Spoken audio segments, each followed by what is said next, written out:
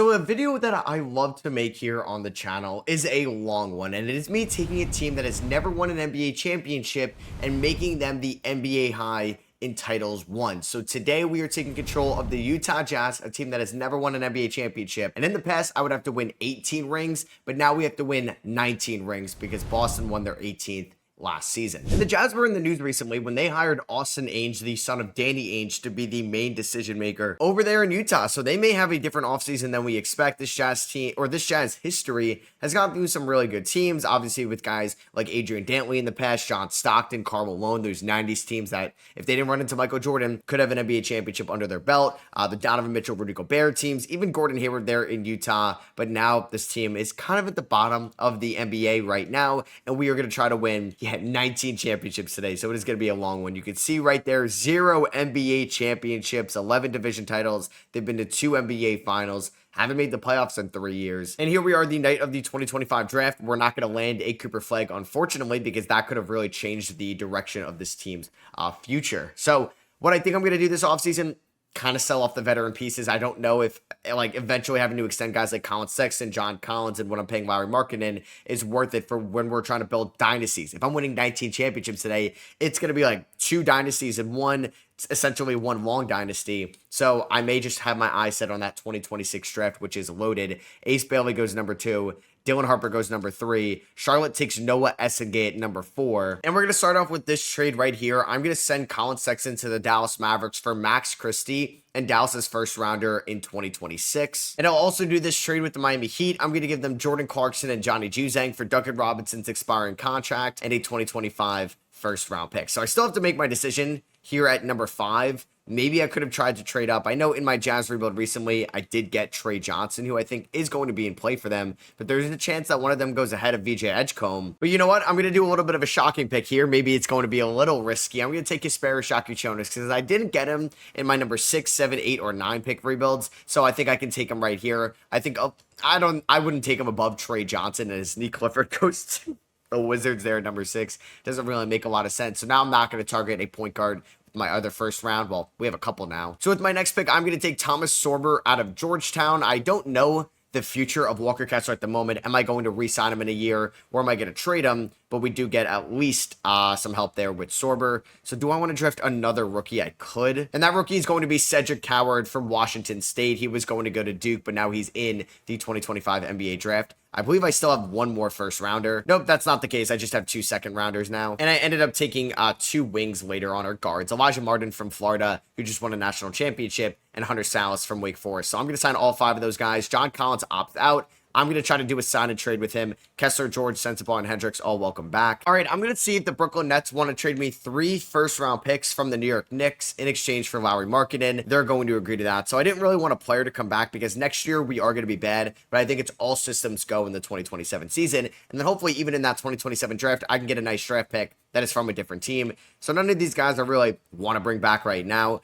Free agency, like I said, I would like to do a sign and trade with John Collins. I actually do need to release Svi Mikhailiuk before I do that. And honestly, I may just release Duncan Robinson. I can let him sign to a contender because I was going to not bring him back anyway. So I want to do just like a 3-year deal on John Collins. Is that his number 1 offer? It is. So we're going to get him back on that deal. I'm going to renounce the rights on these guys because I have so many young guys to play next year. And I'm going to trade John Collins to the Charlotte Hornets for Nick Smith Jr. and a 2027 Miami Heat lottery first round pick. I could go out and sign James Harden if I wanted to. Not going to do that. All right, so here at Play Progression, Walker Kessler is going to be our highest overall next year. Keontae George is going to start at the 2. I may start Yaku at the 1, to be honest with you. I'm definitely going to change Keontae George's position to a shooting guard. Like, the average age of this team is insanely young right now. So any contract extensions, Walker Kessler wants a lot of money. Honestly, I'm going to hold off on that. We could trade him at the deadline. We could sign him next offseason, or whatever team offers him a deal, I could match it and then trade him to that team. I'm not going to re-sign anybody else right now. So let's head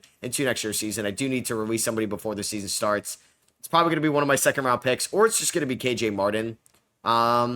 Yeah, let's release KJ Martin. Shout out to him getting $8 million a year because the Sixers wanted to do that to match a certain contract. So I'm actually going to start Kasparis at the 1. I know after the season Collier had, that's a little risky to do. I do want to still see what we have in Cody Williams. I don't think Taylor Hendricks is going to play a ton.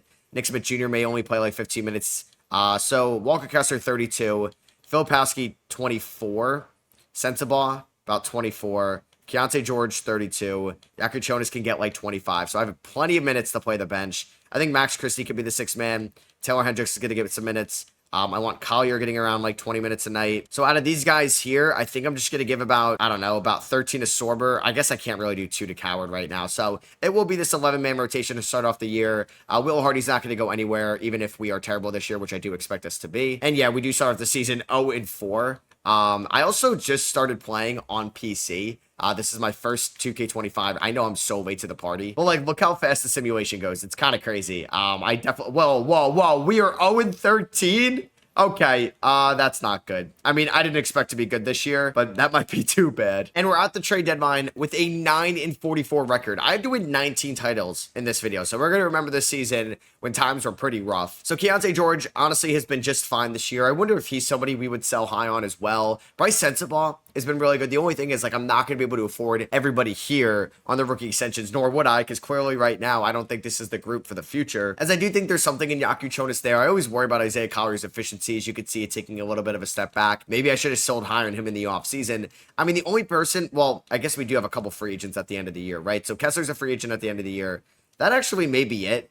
So it's not like I have to trade away anybody right now. It's just Kessler. That's a restricted free agent, not even an unrestricted free agent. So you know what? I'm not going to make any trades right now. We'll see how everything looks in the offseason. And I think we can look to move some guys as well, especially from that 2023 draft class that are going to be restricted free agents the following season. But right now, we're just hoping to land a Darren Peterson, a Cameron Boozer, or an AJ DeBanza. All right, so Nikola Jokic wins his, fourth MVP of his career. Cooper Flagg, Rookie of the Year. Dylan Harper fell to number 3. Wemby, Depoy, Jaime Jaquez most improved with no, I guess, Duncan Robinson there. And we're not going to get anybody on the All-NBA team. So, yeah, there you go. We do get Walker Kessler, like top 5 defender in the sport. I feel like I got to hold on to that. I feel like that's going to be vital on a championship team one day. But it's just he's going to be making like $30+ million. For some reason, Filipowski wasn't a rookie last year. So he ended up on an all-rookie team this year. Now, the Utah Jazz ended up going 14-68. We finished with the worst record in the NBA. So that means we're probably going to get the 5th overall pick in the 2026 draft. But we do have the draft capital to move up as well. You have a Knicks and Mavericks finals. We have the Dallas Mavericks first round pick, which is going to be at 29 now from that Colin Sexton trade. So shout out to them winning it. Yeah, we do get our first round pick. It's top 10 protected from the Oklahoma City Thunder, so we don't have to worry about losing that. A lot of notable retirements. No former Jazz here. Well, I guess Russell Westbrook, former 2-time Utah Jazz, right? There goes Greg Popovich, Russ, Paul, LeBron, and Paul George. And there we are with the number 1 odds at the number 1 pick. Don't drop me, please. God damn it. I hate you, 2K. Come on, man. Really? We end up dropping to 5. It's just the worst thing ever to get the number 1 pick because you're going to just drop to 5 every single time. We own the Dallas pick at number 28, and that is actually it from this year's draft class. I have to make sure to give myself the 2031 Phoenix Suns pick because the Jazz do own that. So like I said, we do have the draft capital to move up to number 3. I think I'm going to do that because I think we need somebody that can be a true difference maker on this team, either being Peterson, Boozer, or DeBanza. I mean, like, Elijah Arenas might not be a real bad player either. Nate Ahmed or one of those guys. Like, there's a chance we can get a stud at number 4. So I'm going to try to make a trade here with the Knicks. I wish some of my guys picked up their team options as well because I think we could have, like, made a notable move there. So if we went to the Knicks, pick 3. I mean, maybe I just wait and try to go up to pick 4. Like, I don't mind moving Max Christie. Filipowski would be a little rough. I mean, I could move Sorber. I could move Cedric Coward, who'd even play for us. I do plan on being good in my 2029. So could I move my 2029 first? Could I move my 2027 first? Oh, man, that means I need to be good next year. I don't know if I want to do that. Like, I could also throw in Max Christie in this deal. Well, they can't afford that. So let's just see how this draft goes. Number 1 overall is going to be AJ DeBanza. He's going to go to the Pelicans. I mean, I would love Cameron Boozer on this team, which means I would have to trade up all the way to number 2. But let's hold off on that. I think the Heat are going to take him, yeah. So let's see who the Knicks take. I mean, would the Blazers want to make a trade within the division? I think to move up 1 spot, they're fine with it. The Knicks are going to take Darren Peterson. Okay. You know what? Let's make this a challenge. Nate Ahmed goes. All right. So I was going to move up to take Elijah Arenas, the son of Gilbert Arenas. That's who I'm going to take here at number 5, which now means like first 2 years, we've had the 5th overall pick. I've taken backcourt guys, Kasparis and Elijah. Does that mean Collier and Keontae George are done? Potentially. So I'm going to see if I can trade away Max Christie, who has a player option next year. So it's the last year of his deal, and 28 from the Mavericks to move up to number 12 with the Milwaukee Bucks. And they're good with that. So Koa Pete goes to the Suns. Jack K goes to the Bulls. Not familiar with him. I know it might be spelled wrong. Yaxel Lendenberg just went a pick ahead of us, so we could take Caden Boozer, Tahad Pettiford. I would like to take more of a front court guy. I mean, there's not really great ones here. Malachi Moreno, Tomislav Ivicic. I guess that's Floyd Badunga. City Gay's there as well. Donovan Freeman from Syracuse. Caleb Wilson from UNC. Any wings? I mean, Kareem Lopez. We could take Darian Reed from Alabama. Tucker DeVree from now Iowa, I believe he's transferring to. I'm gonna take Kareem Lopez here with the 12th pick from the NBL. So let's sign Elijah Arenas and Kareem Lopez. George Smith, we're gonna pick up the options on. I'm not gonna bring back Jaden Springer. So yeah, we have a lot of guys on this team. Kessler's getting the qualifying offer. I'm going to look to make some trades. Well, actually, we should have some cap space. So I want to see if I can land a big name. Now, it's not going to be Luka Doncic. Sometimes, like, Jalen Williams doesn't get matched. So we're going to offer him a deal. Kevin Durant's here, but that just doesn't fit our timeline. Trae Young is here. I don't really need a point guard, right? So is Walker Kessler going to get a deal? Not yet. So J-Dub ends up going back to the Thunder. He doesn't matter. I mean, what are the odds the Magic just don't bring back Paolo? I don't know why I can't offer him more than that. I just don't think this team is winning a title next year. I mean, what are the odds Chet Holmgren doesn't get brought back? Can I sign Chet Holmgren? I mean, sometimes the Thunder don't sign both of them. So Kessler takes a deal from the Suns. How close am I? I think I'm pretty close to be. Oh, man, I'm scared about this. Because I got to match the Kessler one. I mean, we can match the Kessler one, and then we can see if OKC would have matched it. If they don't match it, I'm going to cry. Let's see. Okay, they were going to match it anyway. So Walker Kessler comes back. Do I think about moving Walker Kessler now to maybe somebody like Phoenix, who's going to be making over $30 million a year? I mean, like, I would want Devin Booker, or like Kobe Pete, Alex Condon, those guys as well for Kessler. I don't think I want to trade him to the Suns. So I may hold on to Kessler for now. I don't think there's a need to like go out and I don't want Kuminga and trade away Kessler. So I'm just going to make some other moves right now. And I'm going to make this trade with the Washington Wizards, Nick Smith Jr. and Bryce Sensabaugh, coming off a pretty good season, for Kiyan Anthony, the son of Carmelo Anthony, who was just the 51st overall pick in this draft, and Carter Bryant, who was the 18th overall pick in the 2025 draft. I don't know if I could somehow steal like the swap in 2029 out of this deal. I would give them the Minnesota swap S with Cleveland next year. All right, let's do that. So we just got to think a nice pick down the line. I mean, I could try to build a sick defensive front court with Jaren Jackson Jr. and Walker Kessler. I just don't know if that's going to be a championship level duo. I could give like Jabari Smith Jr. a contract. I think what I'm going to do with Keontae George is what I did with Walker Kessler. I could trade him at the deadline. I could trade him next offseason. So I don't think I'm going to make any more moves right now. I'm going to hold on to my cap space, and I'm going to renounce the rights on Jaden Springer. Unless there's somebody on like day 12 that I think is worth it, or day like 11. So like there's Giddey. I mean, Dyson Daniels is here. If I was getting Jabari Smith Jr. for like 18 mil a year, I do not want to pay 39 million a year for Jabari Smith. Christian Brown for 18 mil is honestly pretty intriguing. But I think I'm going to just hold on to my cap space for now. So a lot of green, like it makes sense. We have a really young team. You got Kessler, George, Collier, Filipowski, Yakuchonis. There's Hendricks. Yeah, everybody's going up. I do want to get some of the other guys in the rotation this year. Like I want to get Cedric Howard some minutes. All right, so I still want to ride Yakuchonis here. I believe I have his name spelled wrong anyway, so sorry about that. I'm going to fix that after this. I mean, I kind of want to see what Cody Williams can still do, you know. Who else do I want to get in here? Like I want Elijah Arenas to potentially start at the 2, because I do think there's a lot of upside in there. So I'm going to go 25 minutes tonight to Cody Williams. Let's go 24 to Hendricks, 24 to Filipowski. They can kind of split minutes there. I'm going to go, honestly, I may trade Isaiah Collier at one point. I think I should have traded him in the offseason because I would have got a really nice return. Let's go about 14 minutes to Sorber. Let's do about 14 to Carter Bryant. I got to get minutes. You know what? I may actually trade away Isaiah Collier before the season starts. It is tough when you don't get any boot chippers. Imagine this team had like AJ DeBanza and Cooper Flagg, and now we got Yakuchonis and Elijah Arenas. It doesn't feel the same. All right, could I trade Isaiah Collier to the Magic for 2 first-round picks and Jet Howard? They're going to say no. I would include... man, I don't really have many seconds. I don't know how I don't have any seconds, but they don't want to trade away Jet. I mean, they were willing to do like Ben Simmons, but... what about just Goga instead? No, what about, okay, we do Ben Simmons. They're going to counter it with Cedric Howard, who I haven't really played yet. I got to take on KCP's final year of this bad contract. I think I may do this. As much as I would like to play Cedric Howard, he probably fits a little bit better in Orlando, and I just traded for Carter Bryant. All right, so Yakuchonis and Arenas are going to get 30 a night. Let's go 27 to Williams, 24 there. Keontae can get about 27 off the bench, 14 to Bryant, 14 to Sorber. And then I would like to get... I don't know if I'm going to find minutes to Elijah Arenas or Elijah Martin, excuse me. So let's go about 16 to Kareem Lopez to see what he can do. It may be another bad year in Utah, so we may have to delay the all systems go year until 2028. And we are 11 and 37 here at the trade deadline. We are really bad. We have a negative 9.6 point differential. The Clippers are a little bit worse than us. I thought we were going to be slightly better this year. Keontae George has been our leading scorer. I may look to trade him here at the deadline, but if I don't love anything I'm getting back, I'm going to look to move him in the offseason. I mean, Jakob Jonas is developing, and I think that can be our point guard long term. Elijah Arenas is having an encouraging rookie year. I'm trying to get something out of Cody Williams. I really am. There's Taylor Hendricks, 35% from three. Kareem Lopez. Yeah, a lot of these guys are struggling. Walker Kessler's averaging 15 and 11. Like, he's been really good. Because at one point, I do want to be active in free agency. Like, would the Portland Trailblazers overpay and give me 3 first-round picks and pay the division tax? They would want... Yeah, no, they're not going to. So, you know what? I think I may do the same with what I did with Kessler last year. Hendricks is a free agent. I mean, maybe I should trade him because I'm not going to give him 17 mil a year. So, I'm actually going to do this trade with the Oklahoma City Thunder. I'm going to be taking on Nikola Topic, who's got 1 year left on that rookie contract, and Lou Dort, who just signed a little extension in OKC for Ben Simmons and Taylor Hendricks. So that is an in-division trade. All right, so Wemby ends up winning MVP. Darren Peterson, Rookie of the Year. Dylan Harper, 6th Man of the Year. Wemby, Depoy. Cody Williams, won Most Improved. I mean, do we have something here? I hope so.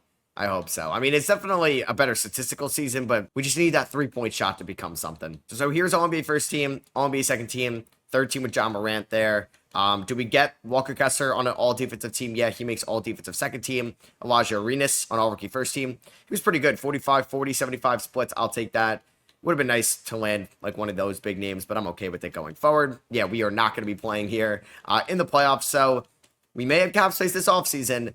Like I said, I want to be aggressive. I feel like Salt Lake City can become somewhat of an attractive destination, like more so than some other teams, like no offense to like Memphis or even Charlotte in the NBA landscape. Because I feel like Utah, like I've been there once, been to Park City, been to Salt Lake City. Like the city's not like insanely, I think, dense or populated, but you know what? The surrounding areas are beautiful. You could snowboard. Love to do that. I don't think NBA players really love to do that. As the Pistons ended up winning in 7, but I do think Ryan Smith is building something over there, at least as more of a free agency destination than in years past. So, yeah, like I said, I would like to probably be more aggressive. We're definitely going to be adding some expansion teams throughout this, but I kind of want to get my just feet wet here. So, 2nd, 3rd, and 8th. Well, we're not getting 8 because that's lottery protected.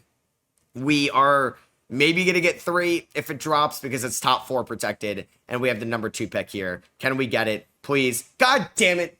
God damn it. All right, so we're going to get the 3rd overall pick in this draft, but number 1, I do have to give to the Lakers. It was top 4 protected. The Heat are going to get their pick at 9. I'm also going to have, I believe, one more first-round pick, yeah, with the Knicks there at 15, which I believe was the swap with the Nets.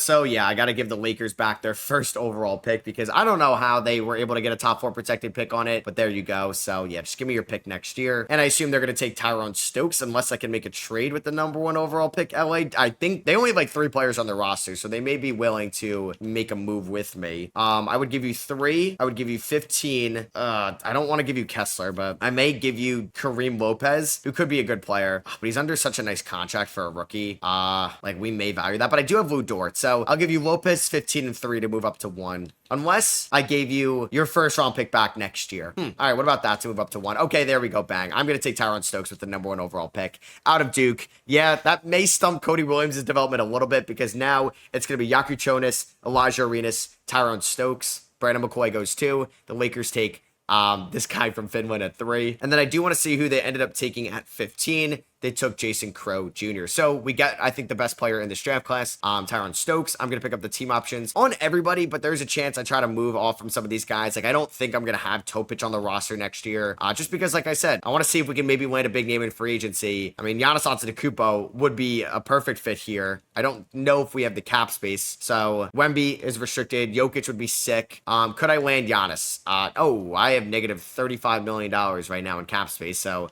I would have to move off. Oh, yeah, because the rookie contract, number 1 overall pick, is making $17 million. All right, I'm going to re-sign Cody Williams on a 3-year extension. So he's going to come back. Topic, I may do the same, but I want to front load it on a 4-year extension to be pretty much our backup point guard, actually, because I think those are valuable contracts with the salary cap going up. So that's pretty much going to eliminate us signing somebody big. Now, we could do like a Keontae George sign and trade. It looks like I would have enough money. Well, I have to re-sign Keontae George anyway, so I will not have cap space. I do wonder if a team's going to offer George a deal, because then I would trade George to that team, because I am willing to move Keontae George Heat are kind of getting involved a little bit. I mean, like day 7 here, nobody signs. All right, so I'm going to give him a 3-year deal, flat rate, $30 million a year, and then it's going to be some type of sign and trade. All right, would the Clippers give me 3 first-round picks in the last bad year of Jeremy Grant's contract for Keontae George?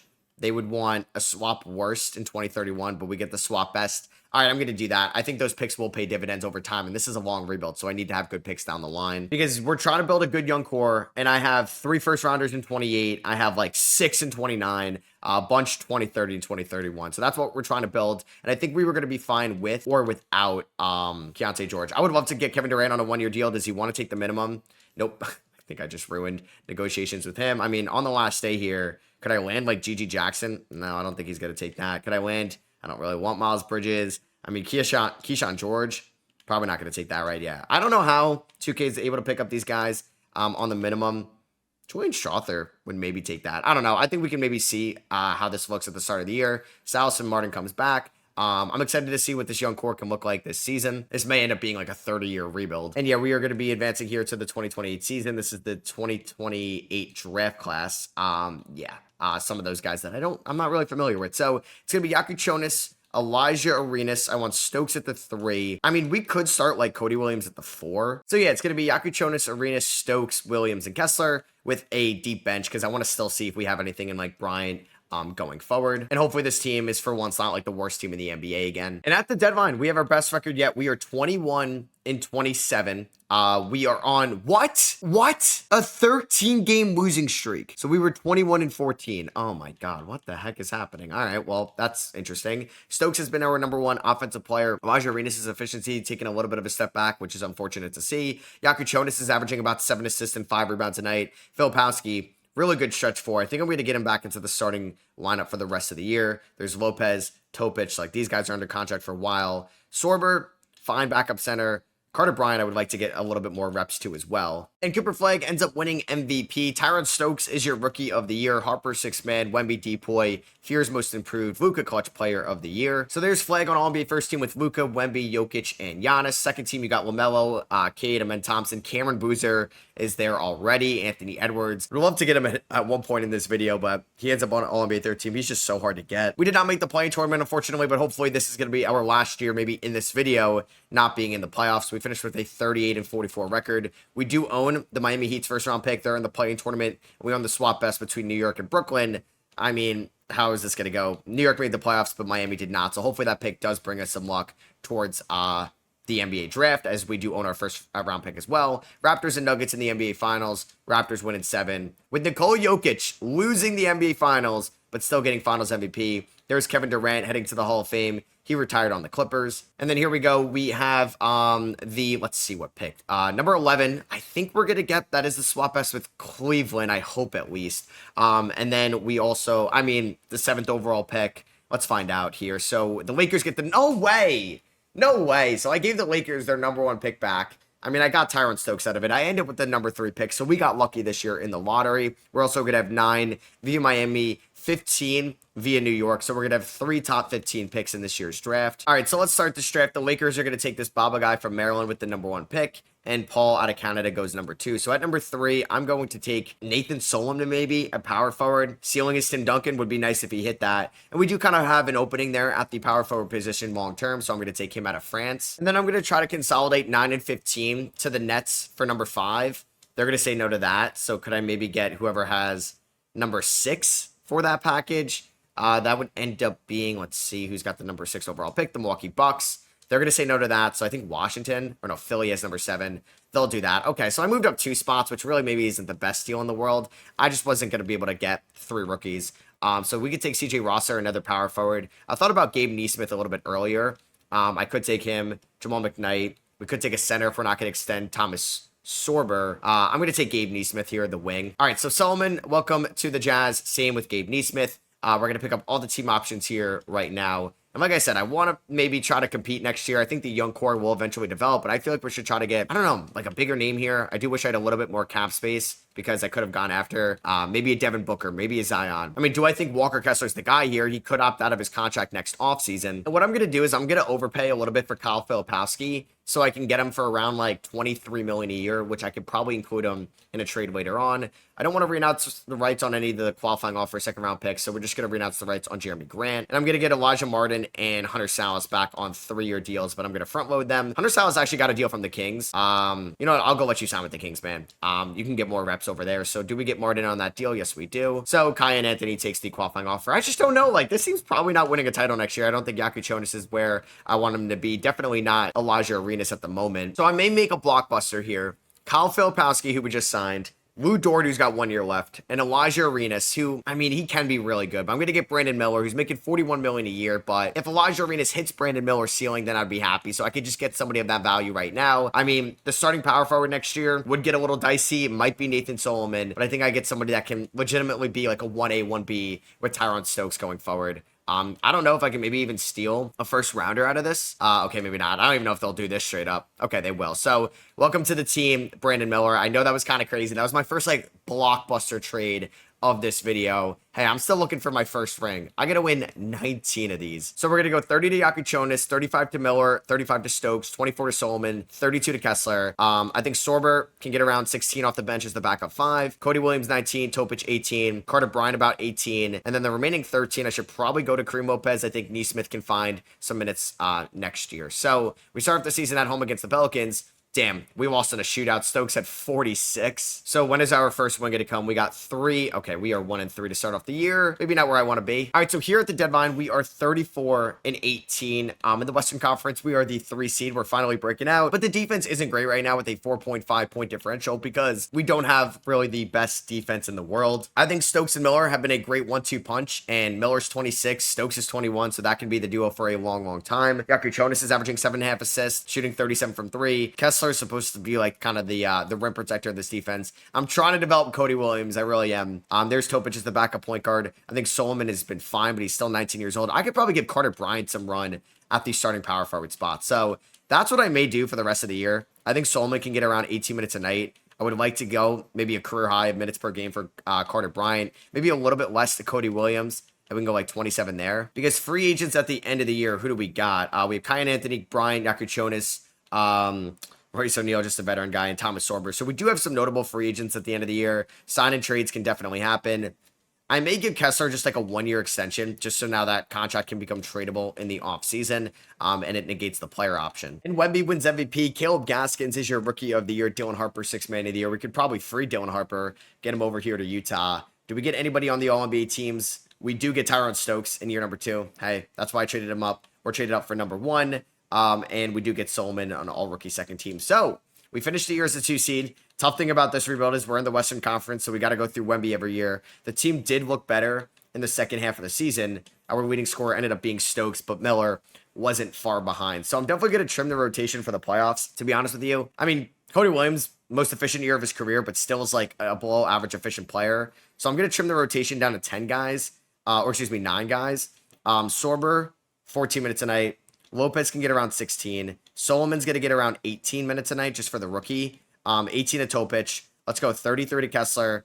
Carter Bryant honestly stepped up. So I'm going to go 28 to Bryant. I want to go 37 to Stokes and Miller. Honestly, 38 apiece. And we can go 36 there, 34 to Kessler because I think Yaku Jonas is ready to play big time minutes.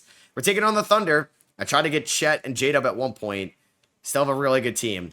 Let's see if we're able to beat them in round number 1. And they just swept us. Wow, that was the quickest sweep ever. All right, at least we made the playoffs. But for somebody that needs to win 19 rings in this video, I guess we can trust the process. I mean, I did delay a lot with this rebuild. But when you don't get blue chip guys to start with, it gets a little bit more difficult down the line. So I think this will be the last year where I don't have any new expansion teams in. And we should be able to get, a lot of draft picks in this draft. Come on, one of these has to land at number 1. Damn it. All right, so we end up with number 4, 7, 10, and 11. I also have 21 and 27. Yeah, I'm not drafting 6 rookies. We're going to be consolidating these. I mean, the number 1 overall pick is a point guard, 6'5". Looks pretty good. Thiago Costa. I mean, who's got the number 1 overall pick? It's the Dallas Mavericks via the Lakers. Wow, did they win the Luka trade? So let's call up Dallas. I would give you, let's see, 27, 21, 4, 7, That might be enough, honestly, to move up 3 spots. Let's see. Bang, there we go. Okay, so now I still have 10 and 11. And when I gave Kessler that extension, it gives him a no trade cost. Hey, I should know that about the CBA. So I don't know if I'm going to move him this offseason. And if we take Costa, I mean, we could get outpriced for Yaku Jonas this offseason. So maybe I'm going to take 3 rookies because, hey, having guys that can be rotational players on cheap contracts go a long way. But no brainer, 1-1 out of Brazil. Let's take Costa. And then I ended up taking a center, Douglas Johnson, who may replace Thomas Sorber, and Vin Bosch, a 19-year-old wing out of Iowa State. Pick up the options on Stokes and Kareem Lopez. Jason Tatum's a free agent. Triple J's a free agent. Let's give all these guys the qualifying offers. So, yeah, I don't really need to do anything until somebody gets an offer. I don't know who that's going to be first. I'm definitely not giving Kyan Anthony $13 million, I'll tell you that. So, I'm going to get Carter Bryant, 4 years, $54 million. I'm getting Thomas Sorber, 3 years, $33 million. And then I'm going to hopefully get back Yaku Jonas on a great deal. Hopefully he accepts it. Bang, 4 years, $87 million. And then we get Kyan Anthony back on the QO. Player progression, 90 for Kessler, 90 for Miller, 89 for Stokes. Everybody's going up. But since I have Kostas, Topic, and Yaku Jonas now, I should probably make a trade. Because Topic having 3 years left on that deal is phenomenal value. I'm trading Kyan Anthony to the Nets for a future first-round pick and Stephen Green, who's not going to play for us. I'm going to give Kessler a 2-year extension. Still a tradable guy, but hopefully that no trade clause will eventually go away. Kareem Lopez, I may also re-sign on a deal. That's going to be a front-loaded contract, which I think is going to be huge for this. I do need to cut somebody, so that's going to be Stephen Green, who was a former 31st overall pick, or it's going to be Elijah Martin, but I think it's going to be Green, unfortunately. And we have like a lot of good guys on good contracts. So it's going to be Yaku Jonas at the 1, Miller, Stokes, Solomon at the 4, Kessler at the 5. I want to go 34 to the regular season to these guys. I mean, Topic is just going to get like 15 minutes a night. He's just a good backup point guard for us. Cody Williams may get like 13 minutes a night. That's going to start to kind of diminish a little bit. 17 to Bryant, 10 to Sorber. And then I want to give Costa, the rookie, about like 18 minutes a night. And then the last 15, I should probably go to Neesmith or Kareem Lopez. I'll go to Lopez for now. And then, yeah, like we have Bosch and Johnson, who we just drafted high, that are eventually going to need minutes, and Neesmith, I would like to get some minutes. So, yeah, I think Cody Williams is probably going to be off this team. I think if I can get these guys on 4-year extensions, get them for like really good market value for 3 years, trade them in the final year, is worth it. All right, and we are dominating this season. We are 32-5 so far. Let's win a ring. All right, so Cooper Flagg wins MVP. The number 2 overall pick, Paul, here wins Rookie of the Year. Hugo is your 6th man of the year. He was the 4th overall pick in the 27 draft. He also won Most Improved. Ty Lue is your Coach of the Year, so it was not Will Hardy. Tyron Stokes, All-NBA second team, 51, 40, 86 splits, 4.6 assists, 8.8 rebounds. Can we please get our first ring this year? We ended up as the 2 seed. So we ended up going 58-24. Damn, we were 32-4. All right, so then like when we were 32-4, we ended up going 26-18. We ended up with a 9.3 point differential. So we're gonna have to make some tough changes, I think, to the rotation for the playoffs. Like Yaku Jonas at the 1 is obviously, wow, we shot 43% from 3. Incredible. There's Solomon, who was pretty good, 40% from 3. There's Kessler. Costa is eventually gonna be the franchise point guard. So like, I don't know. He did shoot 42% from the field. Like I may not play him for the playoffs. Like he's our franchise guy. It is crazy to not play like the number 1 overall pick, but I do want to play these guys a little bit more. So let's go 37 of these guys, 35 to Yaku Jonas. We can go about 22 to Bryant, 22 to Solomon, 15, we'll do 14 Topic, 14 Williams. And then Sorber, do I want to play Kareem? I mean, he was pretty good. We can go like 10 minutes to Lopez, 10 minutes to Sorber. Let's go 33 to Kessler, 39 of these guys, and then we can go probably 2 more to Solomon. So we're taking on the Sacramento Kings in round number 1. They do have Devin Booker over there in Sacktown, but hopefully round 1 is different from round 1 last year, and we end up winning in 5. So we win our first playoff series here in this video in like the 2029 season. We're taking on the Pelicans here, who have AJ DeBanza and Zion Williamson. Can we please beat them here? We win in 7. Oh, boy. All right, Brandon Miller had 37. We won 152-148. What a game. But we got to take on the Dallas Mavericks, who have Cooper Flagg. They got Nick Smith Jr., former Utah Jazz. And I don't know why I'm remembering to do this now, but I'm adding 2 expansion teams. One in the East, one in the West. Not the ones you're thinking of. We're going to be adding a team to San Diego. So now 3 teams in Southern California. Into Pittsburgh. And then over here, you got the Charles Lee Bowl. Can we beat the Dallas Mavericks? We win game 1, win game 2, win game 3. Oh my God. And we ended up winning in 7. So with PC2 and you simulate the round, that goes so quick. We ended up winning by 35 in game 7, but we almost blew a 3-0 lead, which is scaring me a little bit. And yeah, this is the Danny Ainge, Austin Ainge Bowl. Can we beat the Boston Celtics? They got Yegor Demon at the 1. We win game 1, win game 2, win game 3, and we sweep them. So we won game 1 in 5. or round 1 and 5, round 4 and 4. But in between, we had to win 2 7-game series. So finally, the Utah Jazz get an NBA title. That is going to be it for this video. No, I'm just kidding. I got to win 18 more. And thank God Boston didn't win there, because I would have had to win 20 rings. Yeah, if Boston wins, because now they have the most, I would have to get to 20 rings, which would be kind of crazy. So yeah, we are going to add 2 new teams. They're probably going to steal somebody good on my team. San Diego's going to the Pacific Division. We're going to have OKC go to the Southwest. Just makes more sense. And Pittsburgh can go to the Central. We do own a Clippers first round pick, I think from the Keontae George trade. And of course it drops to 7 now. Oh my God, it could drop to 7. So that is unreal. We also have pick 32. We are going to re-sign Will Hardy to a 4-year deal. All right, so here we are at protected players. Kessler, Stokes, Miller, Yakuchonis, Topic, Solomon. I mean, if Topic gets picked up, that's okay, because we do have Costas. So I think I'd rather hold on to like somebody with more size, like Kareem Lopez. Is that it? Can I not keep like Carter Bryant as well? Damn. All right, so we're gonna lose somebody of note. I think I'd rather keep probably Bryant. Yeah, so like Williams may get picked, or Topic.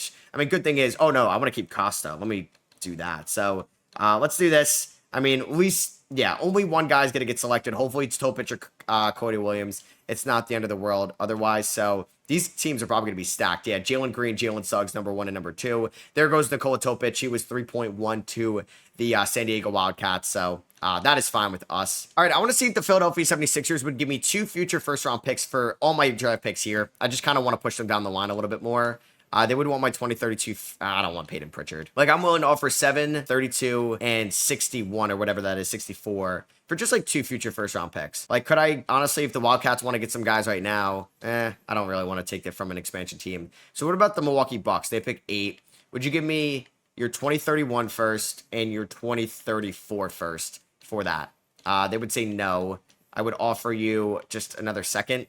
Okay, they'll say yes to that. So Jonathan Mann out of Rutgers was the number 1 pick. Shout out to the Rutgers talent in the NBA. The Bucks ended up taking Jake Rodman with my pick there. I just didn't think I wanted to take a rookie there. Brandon Miller opts out, but we are going to definitely be offering him a long-term extension right now this offseason. And yeah, it is the best deal. 5 years, $213 million. I don't think we have any other free agents. Yeah, because Kai and Anthony we traded last offseason. So bang, there we go. Luka goes back to the Lakers. A lot of these guys re-signed. I think Duran left the Pistons to go to the Charlotte Hornets. Let's see if we can go back-to-back this year. All right, so Stokes is a 93. Solomon goes up. Costa goes up. I'm not ready to start Costa, but he's going to play a lot more minutes this year since Topic is no longer on the team. So it's going to be Yakuchonis, Miller, Stokes, Solomon, Kessler. We could do something like this. I got to reorganize these minutes. Let's go about 20 to Costa, 30 to Yakuchonis, who's been here, man, since we drafted him at the start. I was going to trade Cody Williams, but I don't know. Maybe I will trade Cody Williams before the season starts. Let's go about 20 to Costa, 21 to Bryant. Let's get Gabe Neesmith some minutes. Like, do I play Thomas Sorber again, or do I get Douglas Johnson some reps this year? I feel like that's probably wise.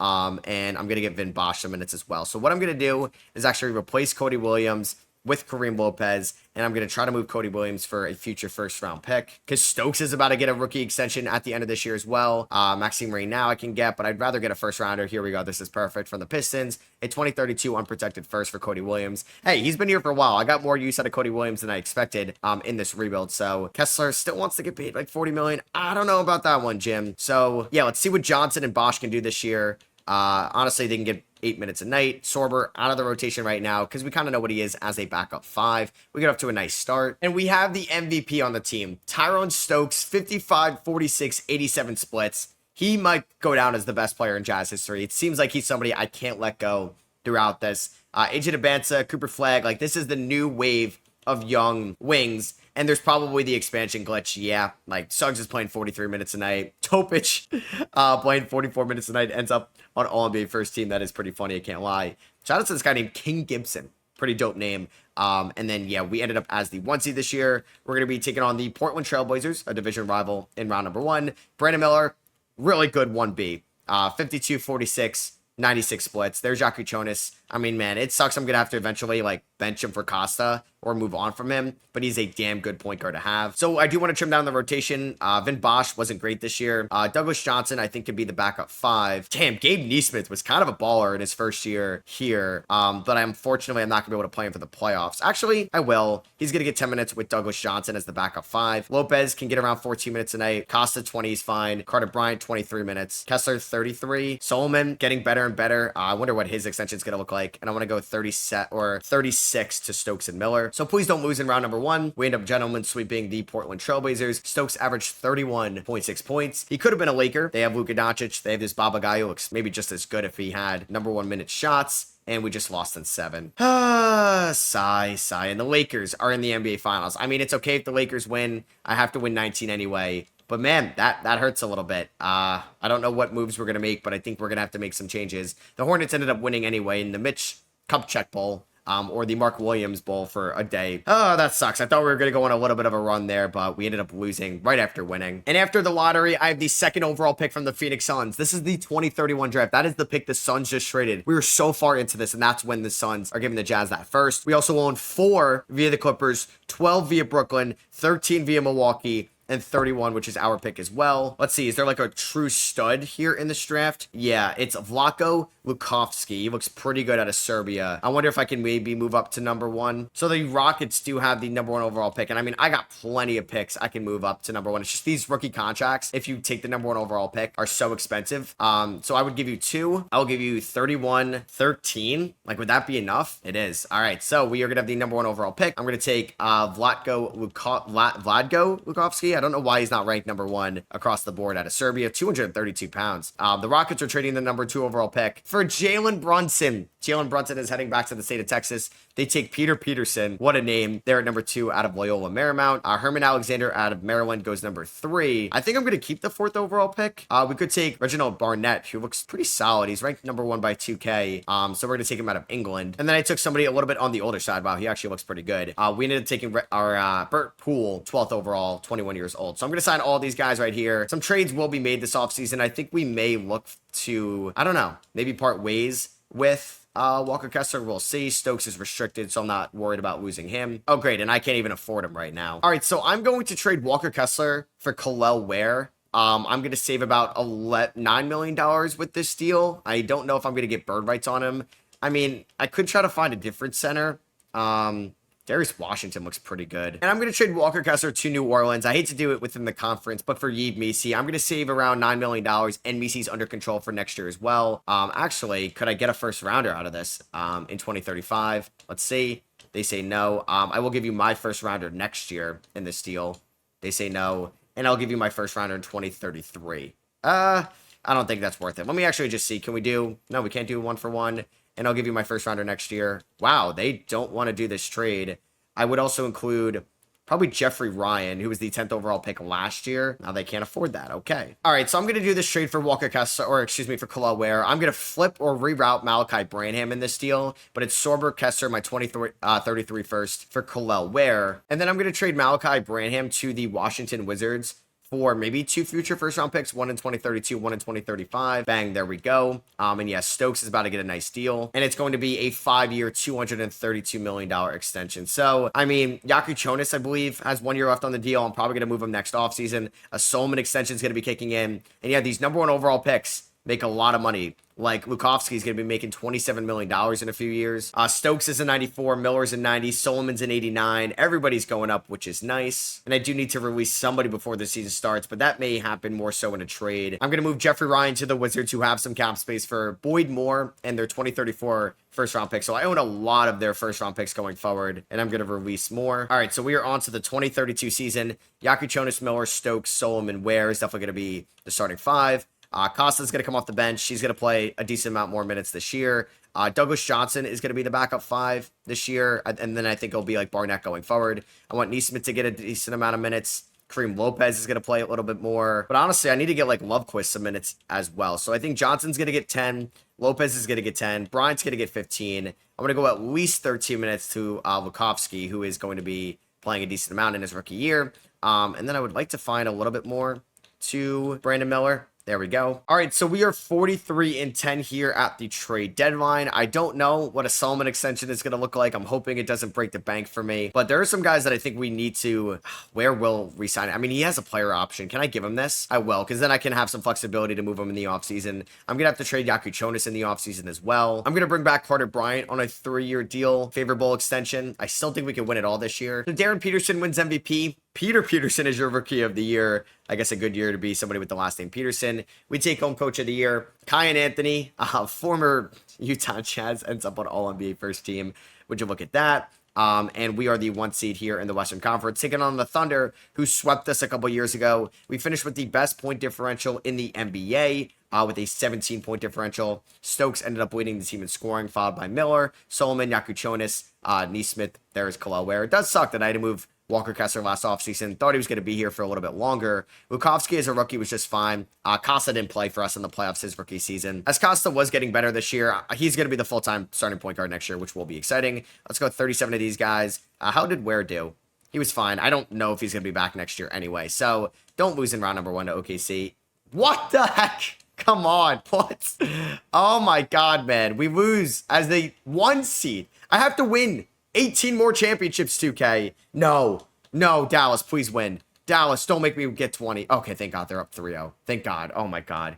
If Boston won, I was going to have to win 19 more. This is insane. Oh my God, I've been recording for so long and I have 1 championship already. So here after the lottery, we just have picked 21 from Washington, 23 from Detroit. I'm in 31 from us. I may fire Will Hardy. Am I going to get anybody better? JJ Redick? I want to keep Will Hardy. I did not expect to be trading for Bones Highland, but here we are. He's actually been fine, and he's going to be a backup point guard to Costa. I'm going to be giving them Yaku Chonis. Unfortunately, I do have to take back a little bit of money. I'm in Max Willis, but can I also get your 2036 first and maybe your 2034 first? You would want that like a late first in this draft. 2 late first in this draft. That's fine with me. So yeah, Bones Highland. I mean, they get a great deal there. I just have to trade him for some financial reasons. All right, so I drafted Lambros, a point guard here out of Greece who could maybe replace Bones in a couple years, and Larry Ellis in the 2nd round. Vlatko Gurovic goes to the Nuggets at number 1. I just can't believe I only have 1 title. This is kind of embarrassing. All right, so I'm going to get back Gabe Nesmith on a 4-year deal worth $95 million. And Nathan Solomon, I'm going to pay him 4 years, $150.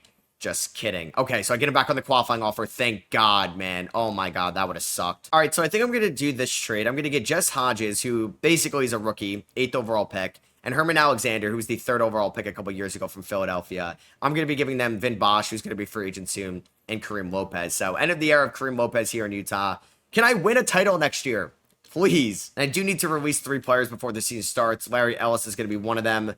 I don't want to release... I think Elijah Martin has to be another one. He's been here from the start, which is kind of crazy. And then I think I'm going to have to trade somebody else. It's going to be one of the centers. It's probably going to be Douglas Johnson, who's a free agent next year. I'm going to trade him to Phoenix for AJ Johnson and a 2033 first. And then I'm going to have to reroute AJ Johnson. Actually, I'm going to flip Bones Highland for Daniel Westbrook and a first from the Suns. And then I'm going to release Westbrook. And now AJ Johnson could just be the backup point guard next year. So we're 2033. I don't have more than 1 ring. This is pretty sad. So yeah, I want to see what like Lukovsky can get with more minutes. Nesmith's going to get like 23 minutes a night, be the 6th man. Carter Bryant, 18 minutes. AJ Johnson's going to get like 10 minutes a night.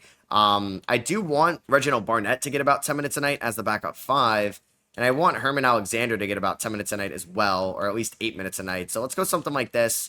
Bryant, Lukovsky can get like 18. Nesmith 23 is fine. Let's go 26 to Ware, 28 to Solomon, 34 to Stokes, 34 to Miller, and I want to see what Costa can do with 33 a night. All right, so we are going to dominate again this year. We have a 60-win season. Can we get to a 70-win season? We can only afford to lose 1 more game.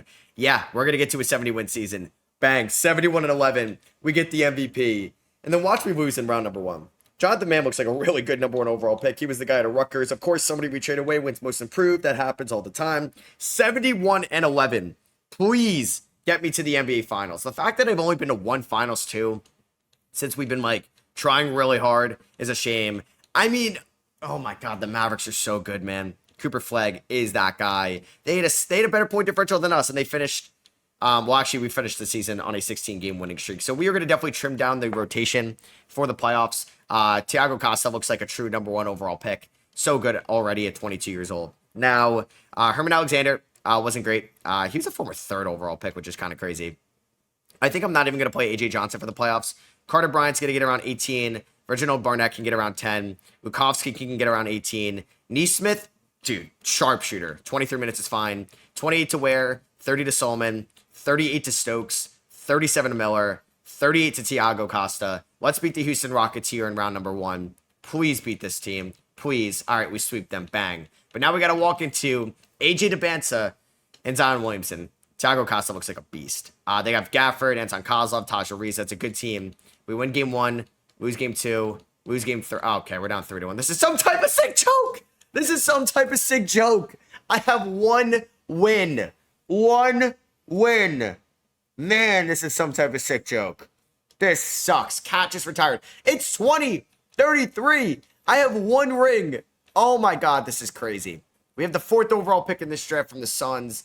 Oh my God, this sucks. I gotta fire Will Hardy. I do. I know we just won 71 games in the regular season, but the fact that I have 1 ring with you as my head coach, I have to go in a different direction. So I try to get Nick Nurse, but I'm gonna get Chris Quinn, the top assistant under Eric Spoelstra and his staff. All right, welcome back, Kareem Lopez. I'll be getting him back. He was really good there in Philadelphia. I'm giving up pick 4, Kalel Ware, in 2 seconds, and I'm getting Abraham Maker-Ball, 25 years old, rebounding machine. I think a little bit better of a defender than Kalel Ware. And he's under contract for a while. So we're going to use some trade exceptions to get that done. Philadelphia took Jerome Keefe with my 4th overall pick. We don't have any rookies. I'm going to bring back everybody here on a team option. Costa is about to get paid. Actually, can I even afford Costa right now? Because Solomon's a free agent. Oh, boy. Yeah, my priority number 1 is Costa. So we're going to get him back 5 years, 203. Renounce the rights on A.J. Johnson. Hopefully Solomon doesn't get a deal. He's got 1 year. Okay, so he's not taking that bang. All right, can I bring back Solomon on a 4-year deal or 5-year deal? I cannot. All right, can I get, I don't really want Keon Johnson, but I'm going to trade away Brandon Miller for Braden Burgers here or Berries. This isn't really the trade I want to do. I just want to trade Brandon Miller so I can sign Solomon. The problem is the Suns just only have 2 first-round picks they can move. So instead of Keon Johnson, could I also get like, they haven't really drafted somebody high recently. Like Clyde Dudley was the 13th overall pick. He's a 1-star value guy. That's insane. Could I also get Alton Palmer, 16th overall pick, and a 1st-rounder for Brandon Miller? They're going to say no to that. I'll give you my 1st-rounder this year. They're going to say no to that. And I'll give you my 1st-rounder in 2035. Okay, they say yes to that. So now it gives me some tradable contracts going forward. I was able to save a ton of money in that deal. And now I can sign Solon back on a 5-year deal worth $205 million. This is actually insanity, the fact that I have 1 ring with this team, because I think Vlatko is ready to start. All right, so I'm going to trade away this future 1st-rounder, and Kareem Lopez is expiring for Luther Mogbo and 2 future 1st-round picks from Minnesota. I'm going to trade away Luther Mogbo and Clyde Dudley to the Rockets for Rick Conley, who's got, I think, 1 year left on his deal. And we waived Herman Alexander, who was a former top pick, but he was making a lot of money, and we had to clear something up. So let's see. Reginald Barnett is going to be the backup 5. I don't think Conley's going to play. I think I'd rather play, I mean, Jess Hodges, former 8th overall pick. We can see what Berries can do, honestly. He can get like 8 minutes or 10 minutes a night. So I want to go 20 to Bryant. I want Vladko in this. Actually, he could be the 6th man. That's fine because Neesmith could start. 35 there, 33 there, 35 to Costa. Maker Bull can get about 33. And then we can go a couple more to Carter Bryant. All right, another 70-win season. Tyron Stokes wins MVP, which is now multiple in his career. Cooper Flagg wins DPOY. We did not trade away the most improved player. So Chris Quinn comes in, wins 72 games. It's not going to be our only award. Stokes on all defensive 2nd team as well. So he's a dog on both ends. I don't know, man. I'm losing faith here. 25-point differential. The Western Conference sucks. Can Dallas chill? Can they chill? I mean, this is a loaded starting 5 of Costa, who's 24, 5, and 7. The MVP, Nathan Solomon, Maker Bull, Ukovsky, former number 1 overall pick off the bench. Berries didn't really do a whole lot. Yeah, like the bench is definitely trimmed out a little bit. So I think I'm going to go like 19 there. Barnett can get around 10. Let's go 32 to Ukovsky. We can go 33 Maker Bull, 39 to Stokes, and let's go 36 to Costa. Do not lose to Wemby in round number 1, please. They have Ace Bailey, Stephon Castle still, Bones Highland. We sweep them. Now we're going to take on the Lakers here in round number 2. Costa, stud, man. Absolute stud. The Lakers have Lucas still. They have Baba.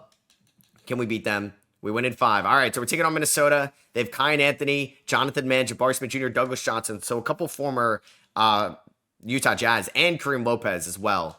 So are they going to know our tricks and beat us? God damn it, man. I can't. This is so frustrating. I have won 1 title. One title in how many years? Oh my God. This is what? 1, 2, 3, 4, 5, 6, 7. This is year 9, and I've won one title. So this video is at least going to be like 30 years long. All right, so I got... Man, Nikola Jokic just retired, and I have one ring. Oh, man, I expected to have a lot more by now. There's Johnny Bryant, Tumas, Kenny Atkinson, some notable guys in the NBA sphere. Nikola Jokic and Jaylen Brown ended up getting their jerseys retired. And I get the 3rd overall pick from Phoenix. I feel like I've been getting the 3rd overall pick every year. I also have 11 via Milwaukee, 18 via Washington. We do have Chris Quinn as the head coach still. Debating if I want to make any trades this offseason, but how can this trio not get it done? So is there like a blue chip #1 guy? Not really. So I think I'm just going to stay at 3. All right. So I ended up taking Jack Marshall, a little bit of an undersized big man there at number 3. So we got him. Ian Leonard, a combo guard from Georgia Tech at 11. We got Andrew Ware, a 6'7" wing from Boise State at 18, and JT Wingate at 32. I'm going to pretty much bring back everybody that I can. Okay, I'm able to bring back everybody.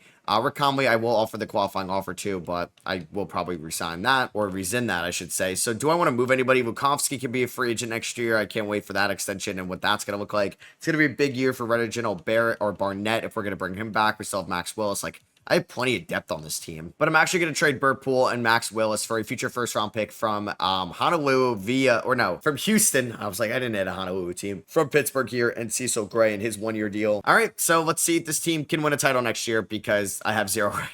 Or I have 1. I also need to cut 2 players before the season starts, so this Lambros guy, former first-round pick, I'm going to release him. And then I think I'm going to release Alton. I don't know about Alton Palmer. Oh, man, I have so many guys. Maybe Cecil Gray, but he actually looks kind of good, former 5th overall pick. So it might be my first-round pick this year, JT Wingate. I should have traded out of that pick. So I could sign Braden Burgess here. I think, yeah, Burry's on a 3-year extension worth the minimum. Let's do that. I also just inked Stokes up on a new extension as well. So it's going to be Costa, Neesmith, Stokes, Solomon, Bull. No, I want Vukovsky in there. Neesmith off the bench with Carter Bryant, Jess Hodges, and Barnett. That's fine. So we'll go with the 7-man rotation. I want to go a little bit more to these guys. Hopefully we can win a chip. All right, so we are 61-5 at this moment, and watch us not even win it all this year. This team is going to be cursed. 71, 73, 70. Okay, so we're going to win 77 games. Tyrone Stokes takes home another MVP in his career, but is it going to be enough to win a title? Because I've seen it all. I mean, this is definitely our best year yet, but will it matter is a big question. We are obviously the 1 seed. What was our point differential? 28.9. Okay, we ended the season on a 17-game winning streak. Oh my God, if we lose it, if we do not win it all, I will cry. So I feel like Vukovsky, I got to kind of keep going forward. I feel like this is going to be the big 4. Everybody else can maybe come and go, but I did extend Neesmith and Maker Bull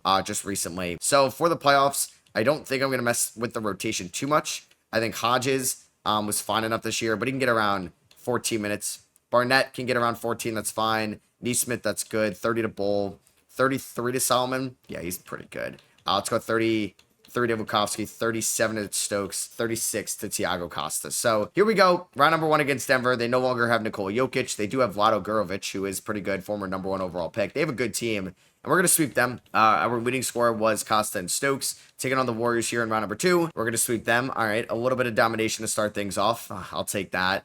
Costa 28 and 6.5 in that series. Taking on Dallas here. Peterson, White, Flagg, Eason, Lively. Oh man, they're so good. Don't beat me, please. Thank you. I'm in the finals. They did beat us once. We won in 5. So we're taking on Charlotte. Halliburton, Page, Campbell, Mustafa Diop, Mark Williams. They still have LaMelo Ball and Mark Williams. I mean, that's a good team. We do win game 1. We win game 2. We lose game 3. We win game 4. And bang, there we go. We get title number 2. Tyrone Stokes is your finals MVP. Yeah, we are, 10 years into this, basically, or close to it. And I have 2 rings to show for it, which is kind of insane. There goes Giannis, Booker, Tatum, Fox, Bam. Ton of guys, notable guys, retiring at the end of this year. Do we get anybody retiring on our staff? We do not. Tatum, Booker, Giannis head to the Hall of Fame. There's the jersey retirements. Damn, really is like an end of an era. And we also have the 7th and 8th overall picks in this year's draft from the Houston Rockets. Shout out to that trade last offseason. And the Washington Wizards. We also do not own our first at 32. That's going to go to the Suns, but we do own our pick at 29. And I want to see if I can move up to number 1 with the Clippers to take Albert Poole. Could I give you 7, 8, 29, and 64? They're going to say no to that. I probably do have some players I could throw in this deal as well. Would you be interested? I don't know about Jack Marshall now. I just drafted him last year. Ian Leonard, I don't know. These guys may actually end up playing for us because I may have to trade some of these big men. So would I trade Maker Bowl? Do they have cap? They don't even have cap. And I will give you this future Magic pick next year. Or what about if I just gave you my first next year? Would that get it done? Okay, we just got the #1 pick. So I'm going to take Calbert Poole, a small forward out of Georgia. Shout out Anthony Edwards, last #1 overall pick. He honestly doesn't look like that great as a #1, but I wanted to get the top guy in this class. They will be making $22 million, which is kind of insane. So I may have to trade some guys this offseason, especially if I can't bring back Vlado. So, okay, I can actually sign him, which is good. And I'm probably going to let Reginald Barnett walk unless he comes back on the QO, just because we have plenty of other centers on the roster. There's Kyan Anthony, former Utah Jazz, top free agent right now. Yeah, the Suns got their top guys back. Well, they just picked up JJ Andrews as well. Lukovsky was the 3rd ranked free agent. There's Kon Knipple.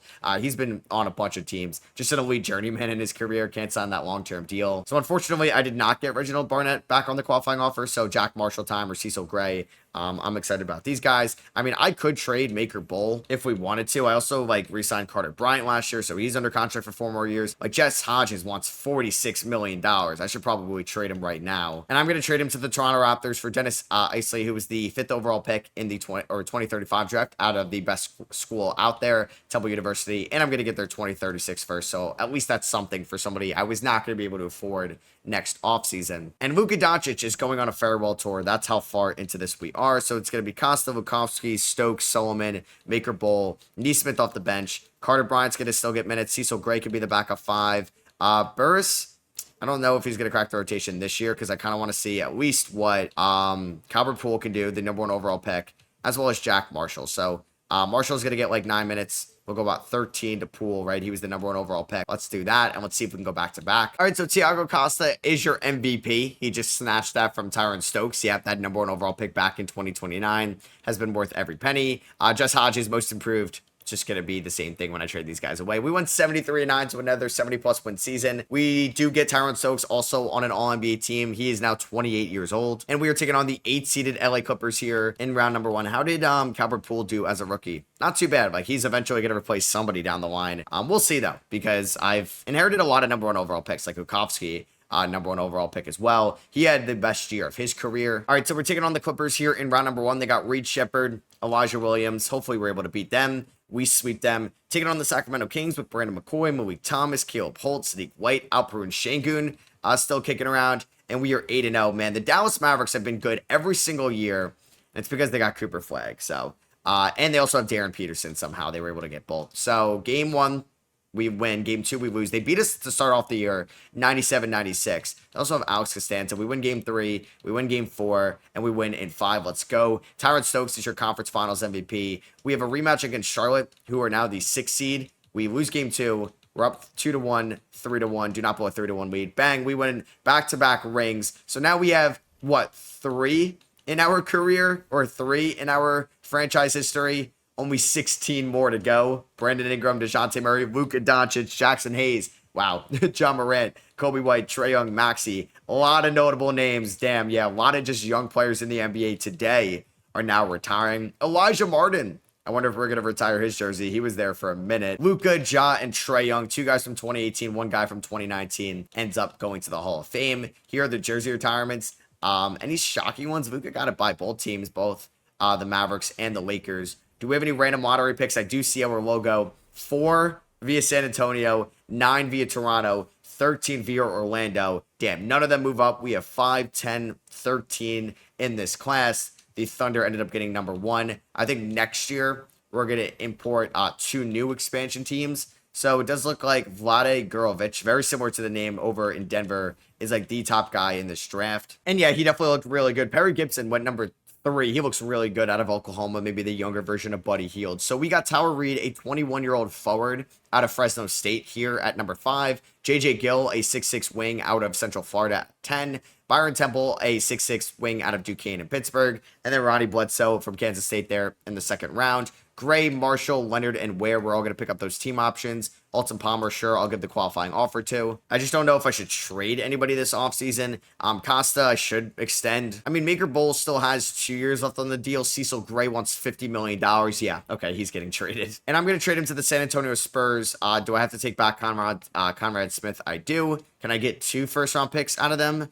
They were really bad last year with Wemby. I wonder if I can actually trade for Wemby. Probably not at this point. But you know what? I wonder if we could. So let's just try it. If I went to Wemby, nothing in Trade Finder, I mean, I would offer you like Nathan Solomon and Maker Bowl for Wemby. Okay, Wemby's got a no trade clause. Never mind. Anthony Edwards actually played the last 3 years in Boston. All right, so there's Stokes, Costa, Vukovsky, Solomon, Maker Bowl. Calvert Poole is up to an 86 overall. And I do need to release 4 players before the season starts. So unfortunately, Ronnie Bledsoe, I mean, I just drafted some of these guys. I mean, Conrad Smith, who I just traded for. I'm going to release Alton Palmer, who I drafted 16th overall from Texas 3 years ago. Yeah, I think I'm going to release him. And then I'm also going to do Braden Berries as well. So let's advance here to, what are we in, the 2037 season? We are getting in the depths of this. Let's see what our roster or rotation is going to be. Costa, Vukovsky, Stokes, Solomon, Maker Bowl, and Neesmith. Calvert Poole should play a little bit more this year. Carter Bryant, man, he's been sticking around and been exactly what we need. Jack Marshall is now like the backup big.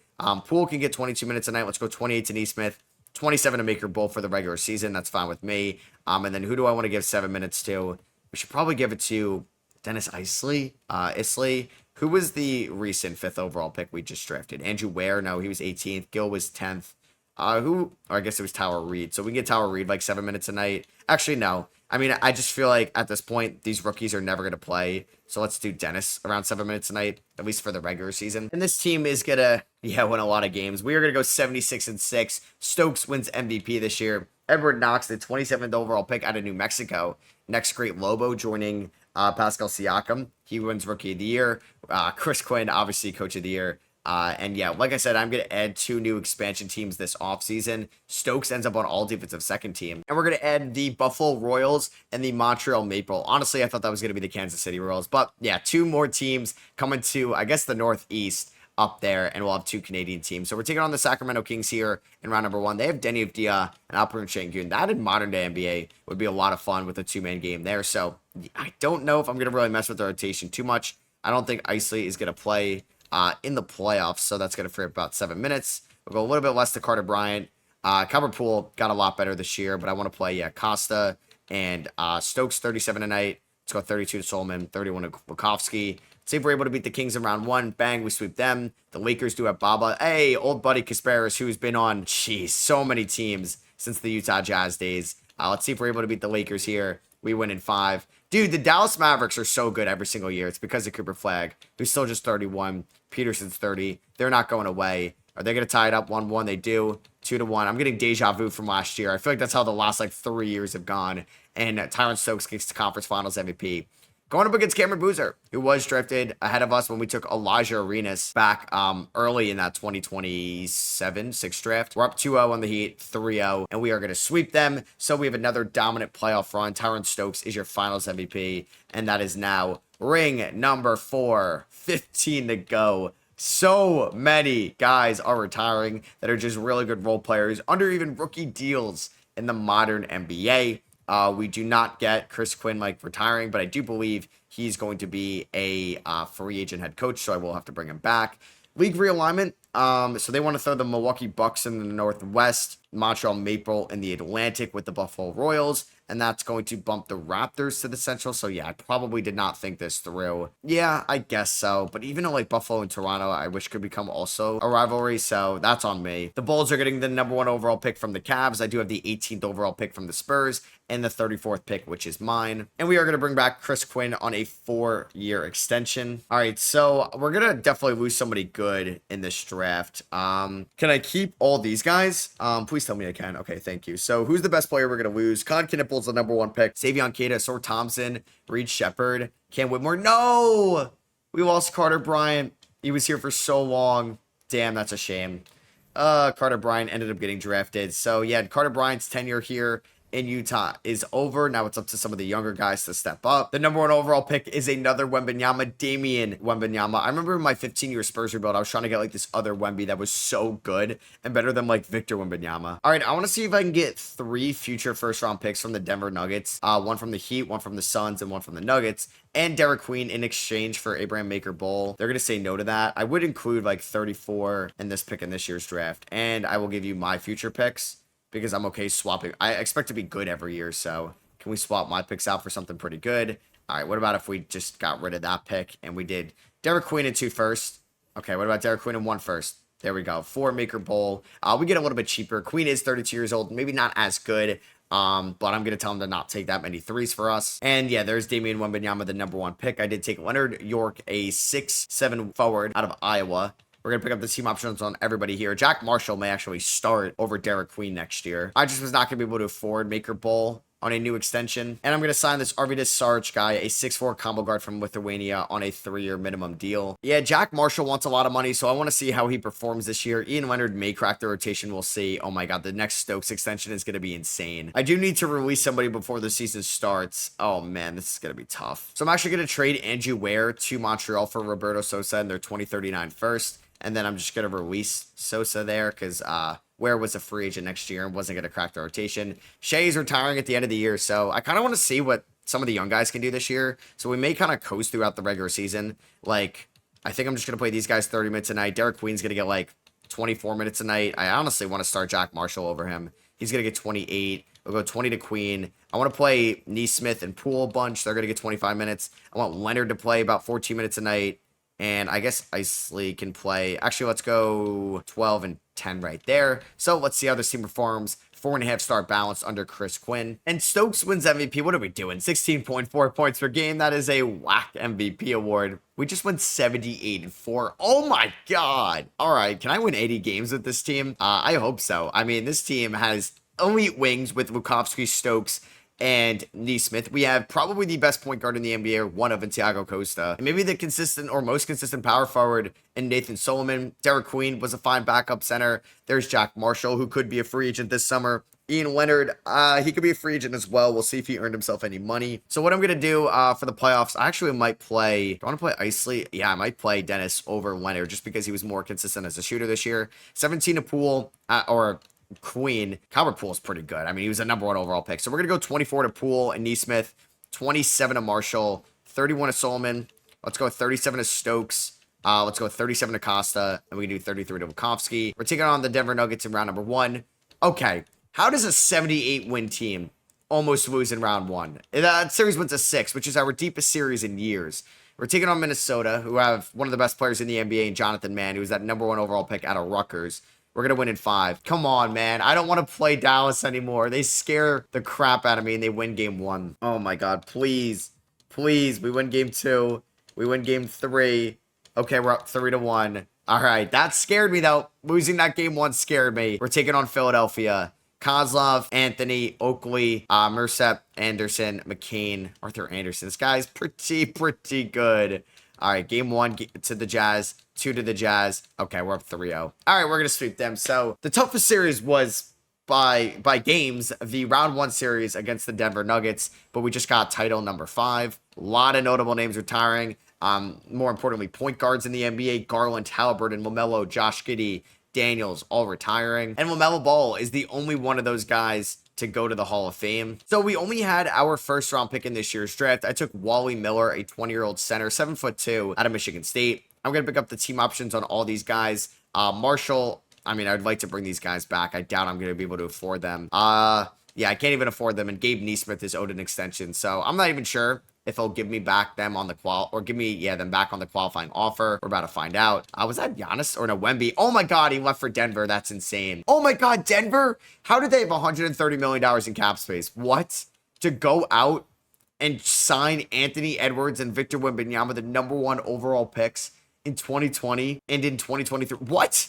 How did they have the cap space to pull this off? That's insane. And do I get these guys back on the qualifying offers? I don't think so. We don't even have money to take them back on the QOs, unfortunately. All right, so we do have some free agents next year. Calvert Poole, geez, $55 million. I mean, he was the number 1 overall pick. Nesmith, $36 million. I hope we're like the 12 Heatles, like that team, that doesn't matter who you have at the center position, you're going to be able to still win like 60 plus games. And Thiago Costa wins, I think, his second MVP of his career. Yeah, he won one 3 years ago in 2036. Now he wins one in 2039. Damian Wembanyama averaged 22 points as a rookie. Hello. Alejandro Cardona, 25-year-old combo guard or 6'5 guard out of Mexico. Pretty good player. He is your sixth man of the year. Wemby Depoy in Denver, as we ended up going 75-7. Stokes does not end up on an All-NBA team. He's now 31 years old, still a top 10 defender in the sport. All right, so at least we are winning a ton of games this year. So the last spot of the rotation, I think I'm going to go JJ Gill to see what he can do. Or do I? No, I should probably have Miller in there just because I need a center. Yeah, I guess it's going to be Wally Miller. He's going to get 10 minutes a night. Dennis can get about 14 minutes a night. Poole, 26. Ukowski, I want to start. So Neesmith's going to get 26 as well. 27 to Queen, 32 to Solomon, 37, 37, and let's go 31. Let's just maybe go through these playoffs without an issue. Dallas in round 2, no problem. Costa averaged 27, 7, and 7. Oh my God. Kyan Anthony averaged 38 for the 76ers. That is insane. So yeah, how did like some of these expansion teams do? San Diego 34 and 48. And then I guess I got to add 2 more expansion teams because you got Pittsburgh, Buffalo, and then don't you have Montreal there in the East. So we got 2. When we add 2 more expansion teams, they got to be Western Conference teams. Can we beat Philadelphia again? We're up 2-0 and we sweep them. So we end up going 16-3 in the playoffs. Whoa, Nathan Solomon getting Finals MVP. Did not think it was never gonna not be Stokes or Thiago Costa. So yeah, Stokes is getting up there in age, like at 31 years old. There goes Chet and Shea. They go to the Hall of Fame together, which is pretty dope. So we got Billy Peterson, a 6'11 center out of Loyola at 19. 34 Deion Humphreys and Jalen James Jr. there at 68. I'm going to pick up the team options on these guys, but Derek Queen is a free agent next offseason. I'm going to look to upgrade the center position, and I'm going to trade Queen and Byron Temple for Kostas and City Gay from the Spurs. I'm going to bring back Dennis Aisley on a 4-year, $64 million deal. Basically could be the next Carter Bryant for us. And Calvert Poole is actually our highest overall player. He has taken that from Stokes. I feel like this is going to be Stokes' last contract with us, which is pretty sad. And then Lukovsky's a free agent at the end of the year. He's 27. I got to bring him back. That is so much money. And Costa's going to need a new contract next offseason. So I'm going to have to release at least James.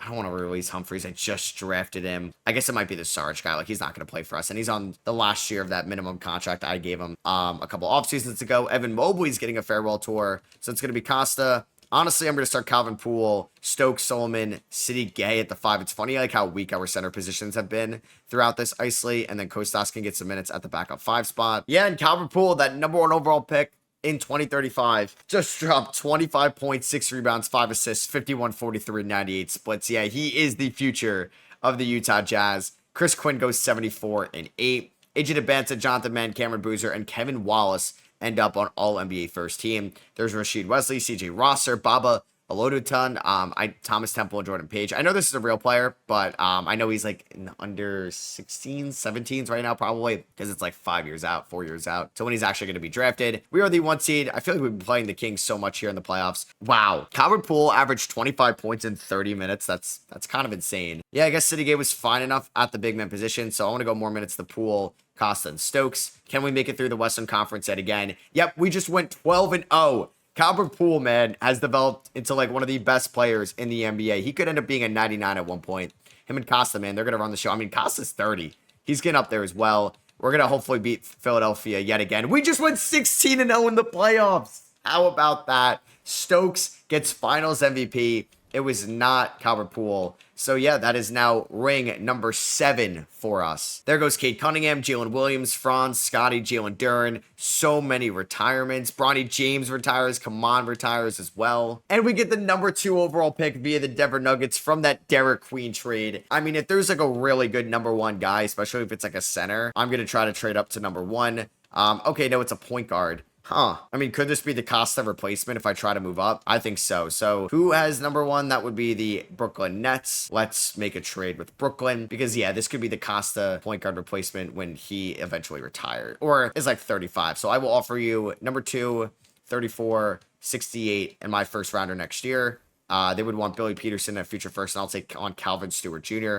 That's fine with me. So Alvin Weber, the point guard from Miami, welcome here to the Jazz. And yeah, he's already an 81 overall at the age of 19. he's going to be really good. So Leonard York and Wally Miller, I will pick up those options on. I may have to make some trades this offseason because we have a Costa extension looming. Same with Nathan Solomon. He's going to be free agent as well. All right, so we did lose City Gay in free agency, but we brought back Kostas. And we get Tyler Reed back on the qualifying offer. So Calvert-Pool is a 97, followed by Stokes, Zukovsky. There's Costa, Solomon, Neesmith, Isley. I may have to move some guys this offseason because I'm not sure. Or I might have to trade somebody of note. We'll see if I'm able to bring back Costa and Solomon. So Costa matters more. Negative 289 million. Okay, I can bring back Costa. New 6-year deal. Solomon, can I bring back? No, I cannot. So that is an interesting person to possibly have to trade. That stinks, but I may have to move Solomon at the deadline. All right, I think I figured out how to get back Nathan Solomon, but I gotta start shedding money. So Leonard York. For Terrence Jenkins, I'm going to save almost $4 million, but I do have to include a first-round pick to get this deal done. But then I'm going to flip Terrence Jenkins to Toronto for Lewis Dennis, and I get a first-round pick back out of this, and I'm going to save around $1.5 million with that. And then I'm going to swap first round picks with Buffalo. I'm going to get this small forward for Lewis Dennis, and I'm going to save around $2 million with that. Oh man, I think I'm actually going to be off by like a few $1,000,000, sadly. So I don't know if I should trade him right now or if I'm actually going to lose him. All right, so can I do Nathan Solomon, Kostas, and Calvin Stewart for Grant Vincent, who's a 6'8" power forward, but he's got 2 years left under contract? They're going to say yes to that. So I wanted to get somebody under contract, and he's just as good as Solomon. And yeah, we are going to hopefully win 70 games. Yet again, there we go. We end up going 70-12. Calvert-Pool takes home another MVP award. There's Cecil Gray winning Depoy. Okay, shout out to him. Former Utah Jazz. And we go 70-12. We do not get anybody on the All-NBA teams, after Calvert-Pool, but we do get Tyron Stokes on All-Defensive Second Team. We are the 1 seed yet again, taking on the Phoenix Suns. We finished with a 25.2 point differential. Can we beat the Phoenix Suns in round number 1? Yep, we end up sweeping them. They were led by JJ Andrews and this Mika guy. They also have actually a loaded front court with Henry Emquist, a front court guy or a center out of Sweden. We're going to sweep the Rockets. Let's go. So we're in the conference finals again, just pure domination as of late. And then are we going to beat the Lakers? We should. They have City Gay. We end up beating them in 5. Okay, Grant Vincent, Conference Finals MVP, going up against Damian Wembanyama and the Bulls. They have Kevin Rush, Brandon McCoy. They have Maker Bull, former Utah Jazz. Are we able to beat them? Win game 1. This is for the Michael Jordan, John Stockton series. There we go. We end up sweeping them. Grant Vincent, Finals MVP. All right. I did not expect him to be that good for us. But yeah, him and Poole could run this. Alvin Weber, I'm excited to see down the line as well when Costa is no longer here. Mobley and Anthony Edwards end up heading to the Hall of Fame. So yeah, Vincent has 1 year left on the deal. So if we can't get anything done with him, I'm probably going to have to trade him as well. I got Dennis Bradley there with pick 68. The number 1 overall pick was Helmut Klein from Germany, a German center. So Miller, I'm actually going to decline these options, but I'll bring back Miller, which I didn't really even want to do because we have to help. Or we have to just hold on to as much money as we can.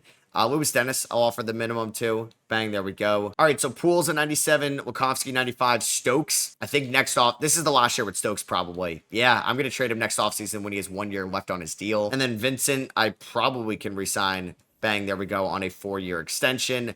Poole, I should probably get that done. Oh, I can't afford that. Okay, so yeah, I mean, we're going to trade Stokes next offseason. Yeah, and I guess a full year of Grant Vincent, we are going to lose only 3 games. Let's see. Oh, no, we just lost to the Hornets by 20. Damn, there you go. We end up going 78-4. Calvert-Pool takes home another MVP award, trying to show that he's the best number 1 overall pick to come out of Georgia. Cooper Flagg winning Depoy as a 36-year-old, averaging 9 points a night.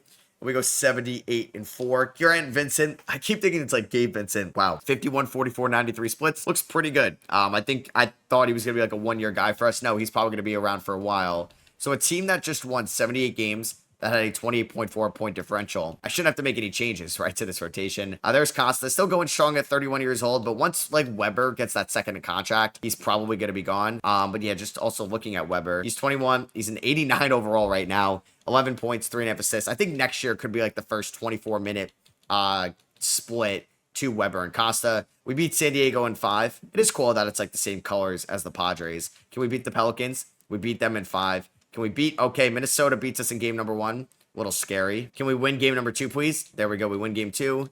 Win game 3. Win game 4. And we are back in the finals. Calvert-Pool gets conference finals MVP. Damian Wembanyama. I guess they just have to get like a goated Wembanyama in here. 96 overall. Pretty good player on the perimeter. They win game 1 by 6. We haven't lost the finals in a minute. We do win game 2. We win game 3. We win game 4. They win game 5.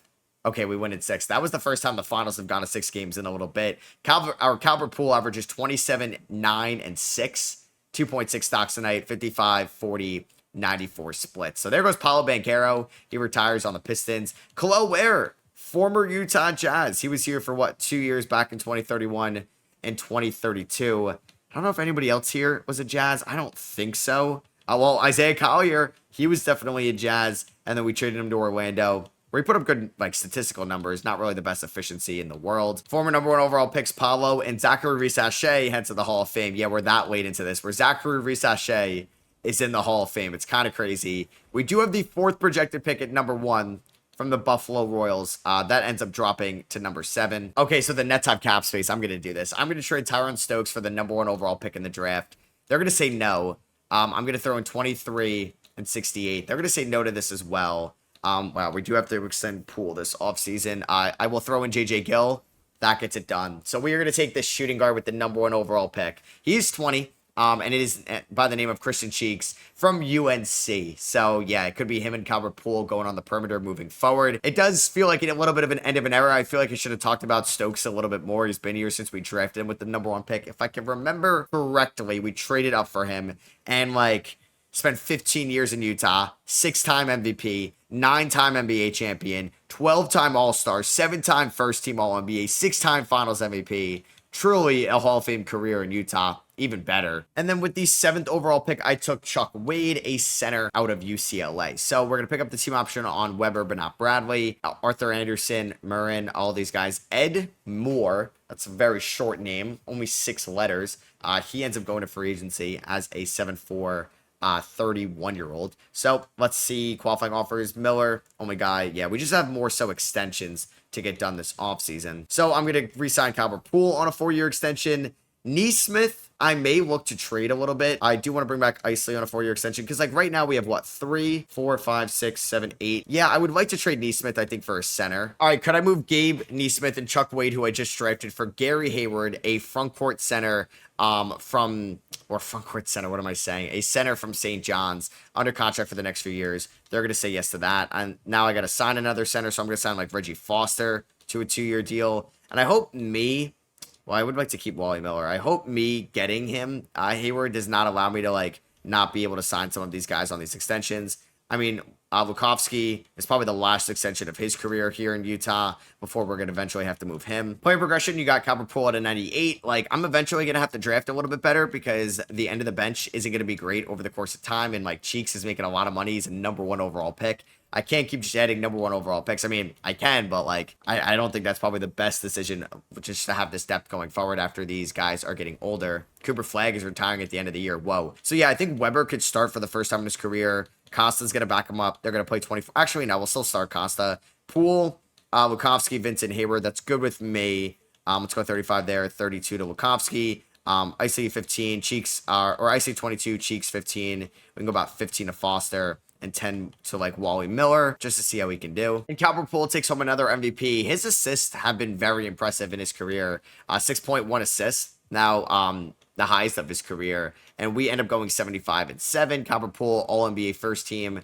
No Jazz on second team or third team. But we are the 1 seed yet again. Grant Vincent was actually the leading scorer. Alvin Weber looks like he's getting closer, yeah. So he can get that rookie extension this offseason. And then I probably will have to think about moving Costa. I mean, he still has 4 years left on his deal. Let's see what happens in round number 1 against Denver. We end up sweeping them. I probably will play Costa a little bit more as the playoffs go along, yeah. Oh my God, those numbers are insane. He just put up 25 points and 7 assists in 26 minutes a night. Christian Cheeks shot the ball pretty well as a rookie. 45 from the field, 35 from 3. Ice is going to get a little bit less for the playoffs. Weber as well, 20 minutes a night. Let's go 30 there, 36 to Vincent, 35 to Lukovsky, 39 to Poole, and we can do about 37 to Costa. Let's beat Minnesota in round 2. Please, no! We ended up losing for the first time in a while. They beat us in 7. Yeah, they have Jonathan Mann. Pretty good player. Pretty good player. Okay, so are we becoming more vulnerable? They end up going to the NBA Finals. But Philly doesn't run into us, and they finally get it done. So that was our first Finals loss in a while. We won, what, 3, 6, 8 in a row. We have 9 on our belt, but that is unfortunate. Okay. Wemby ends up going to the Hall of Fame. Same with Cooper Flagg, Colin Murray Boyle, Dylan Harper, Darren Peterson. So Dallas is going to get a little bit worse. I saw Douglas Johnson as well. That is a former Jazz that we drafted. Our team doctor retires. Flagg, Wemby, Peterson, and Harper. Loaded Hall of Fame class. 5 MVPs. About, 42 All-Stars. 16 or 14 depoys, ton of awards between those 4. And I'm taking J.R. Evans here, a center out of Houston with pick 33, and Matt White in the second round. So the Alvin Weber extension is going to be pretty expensive, $50+ million. I'm going to do 2 years on the Hayward extension, and then we're fine right now going forward. And Calvert Poole just won another MVP in his career. So we're in the 2044 season. We're now 20 years into this. How many MVPs has he won? He's won 5. Pretty incredible career. And he ends up on All-NBA first team. No surprise there. We are the 1 seed.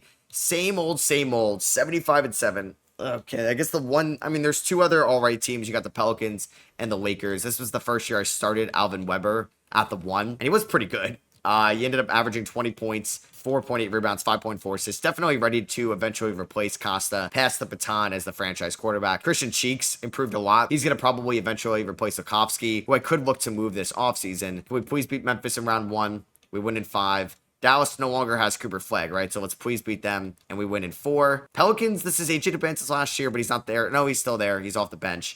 He's been there forever. Probably like the best Pelican of all time. We do lose game 3. We win game 4. And we're back in the finals after losing in round 2 last year. Taking on Damian Wembanyama and the Bulls.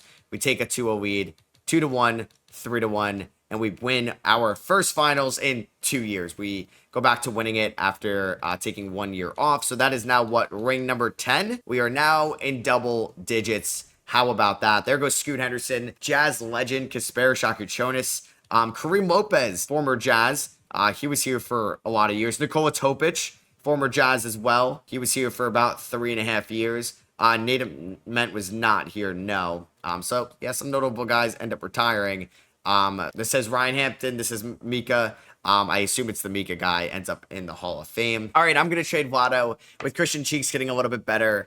We are going to move him as a 32-year-old. He has been here for 13 years, former number 1 overall pick out of Serbia. Had a very good career with us. He ended up becoming a 9-time NBA champion. No individual awards. He was never our best guy, but just a really good complimentary piece. I'm going to be trading him to Denver, so within the conference for Jonathan Jeffries, a former number 2 overall pick out of Cal. He spent 2 years in Boston, 2 years in Memphis, 2 years in Denver. I'm also getting Tony Bell in this deal, but he's going to be our long-term center. Because then, now that Hayward is 32, I'm going to look to move him. And I'm going to trade him in a first-round pick for Juwan Hayes, maybe the son of Jackson. But Alfonso Martinez, who's under a fantastic contract, $9 million a year for the next 3 years. Just shot 39% from 3, a 6'3" shooting guard. Welcome to Cleveland. So, Cheeks is getting a $27 million team option. He can get extended next offseason. That is going to be a pretty expensive deal. So going into next year, we have 2 point guards, Costa and Weber, the best point guard duos in the NBA. We have Cheeks and Martinez.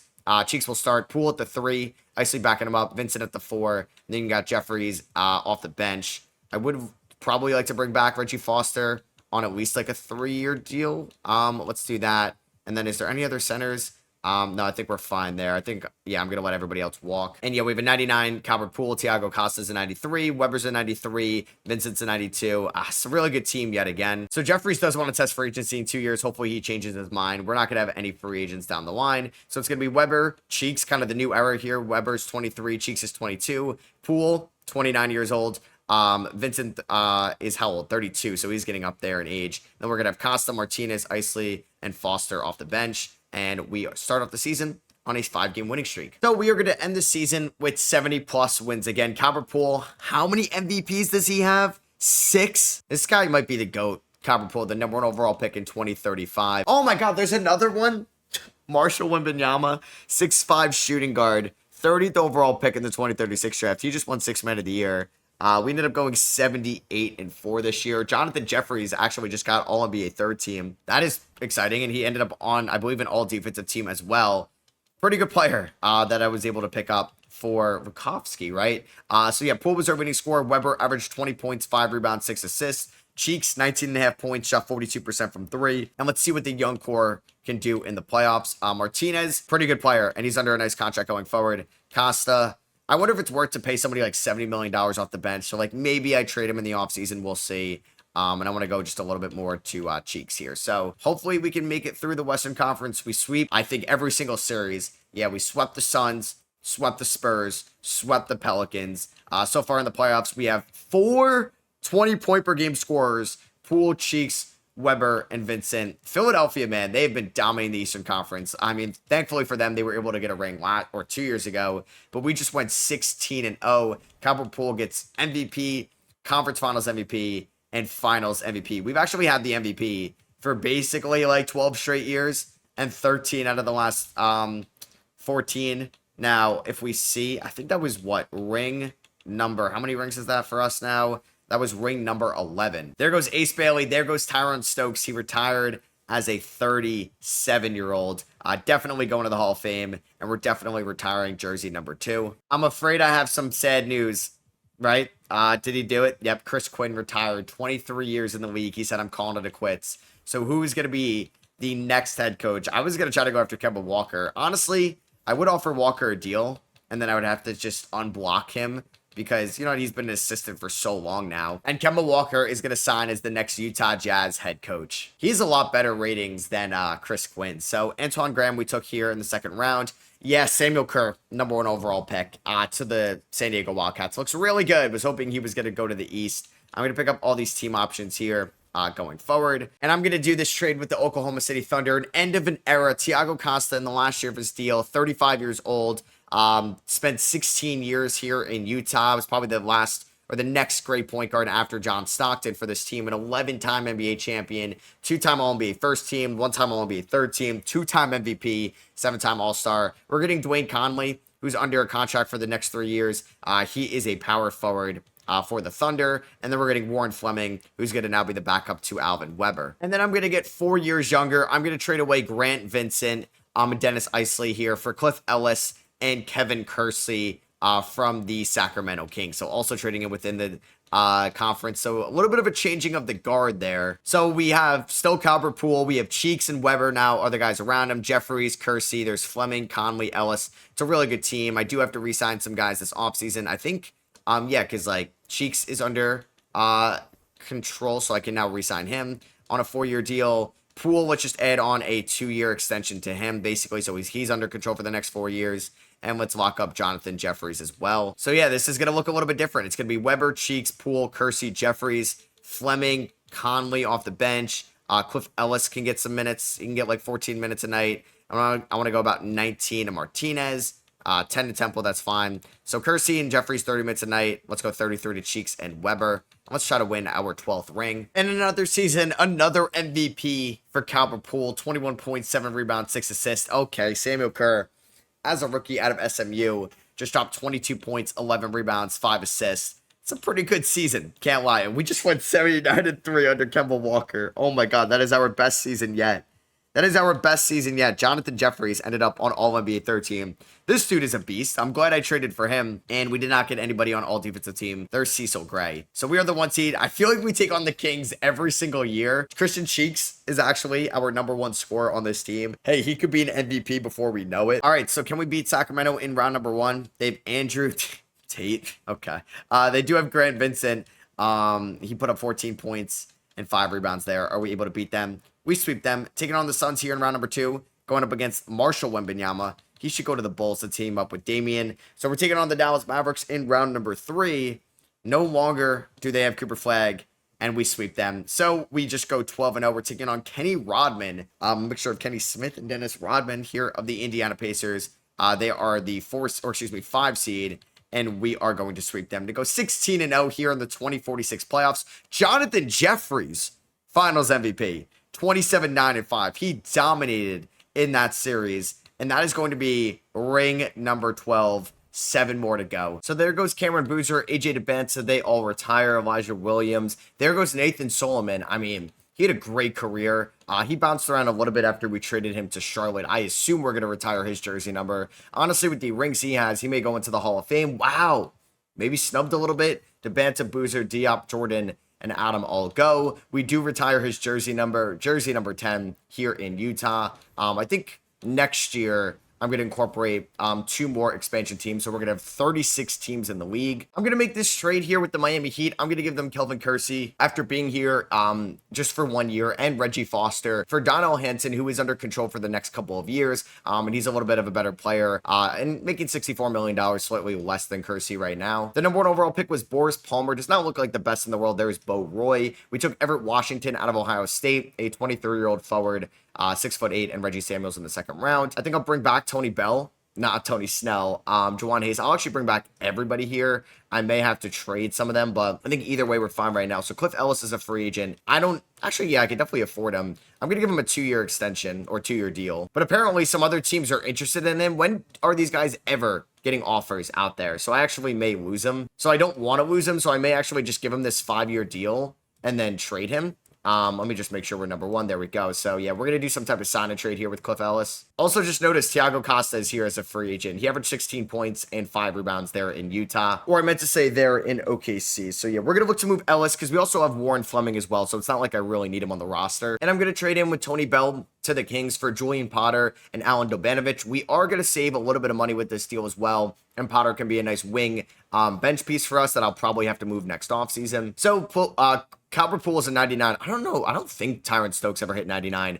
Christian Cheeks may end up as a 99. He's a 96. Alvin Weber's a 95. This team should definitely be winning it all next year. And Kyan Anthony is going to retire at the end of the year. So Weber, Cheeks, Poole, Hanson, Jeffries is going to be the team. And then we're going to have some guys kind of filling in off the bench. And then if I were going to add 2 new expansion teams, I got to add 2 Western Conference teams. So I could do Seattle or Vancouver, some of the kind of the, I guess, staples when you do expansion rebuilds. I'm down to add the Austin Bullets. We can add another team to Texas. So now we're going to have 4 teams in Texas. And I'm just going to add the Vancouver Kodiaks here. So we're going to have 3 Canadian teams. They're going to be joining Montreal and the Toronto Raptors, obviously. So we start off the season with a 4-0 winning streak, 4-game winning streak. And we should, like I said, hopefully run it back this year. And Calvert Poole still wins MVP, probably because we just had an absurd amount of wins. Troy Bradley, not Tony Bradley, ends up getting Rookie of the Year. There's Damian Wembanyama dropping 30 points a game.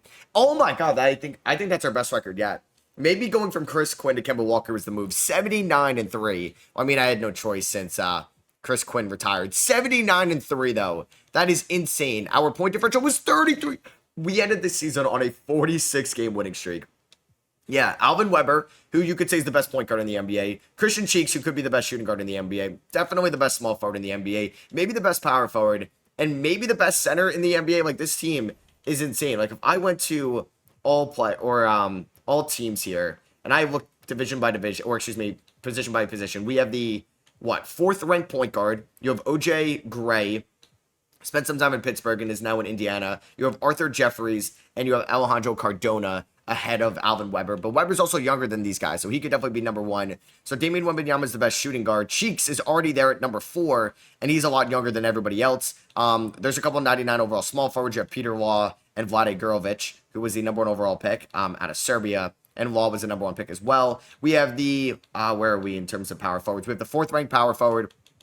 This wizard looks really good out of Ukraine since he's still 26 years old. And center-wise, we have, the 6th ranked center. So we're top 6 in every single position. And we should be able to beat the Dallas Mavericks in round number 1. I would hope, honestly, this team should be able to make it through the Western Conference. And we are 12-0 heading to the NBA Finals to take on the Boston Celtics in the Danny Ainge, Austin Ainge Bowl. Christian Cheeks has been our number 1 scorer in the playoffs, followed by Calvert Poole, who did get Conference Finals MVP. Maybe it should have went to Donnell Hanson. So we're taking on Boston. Actually, we need to win this. We need to win this because if Boston wins, I got to go out and get 20 rings. So we're up, 3-0. We just went 16-0 in the playoffs, which means we're going to end the season with a 95-3 record. Christian Cheeks averaged 32 points in the finals. Is your finals MVP. That is absurd. So that is going to be, now I'm forgetting because I'm recording this on a different day. How many rings is that for us now? 13. So we got to get 6 more. Here's your Hall of Fame class. Jersey retirements. Gabe Neesmith ended up retiring, so we retired jersey number 33.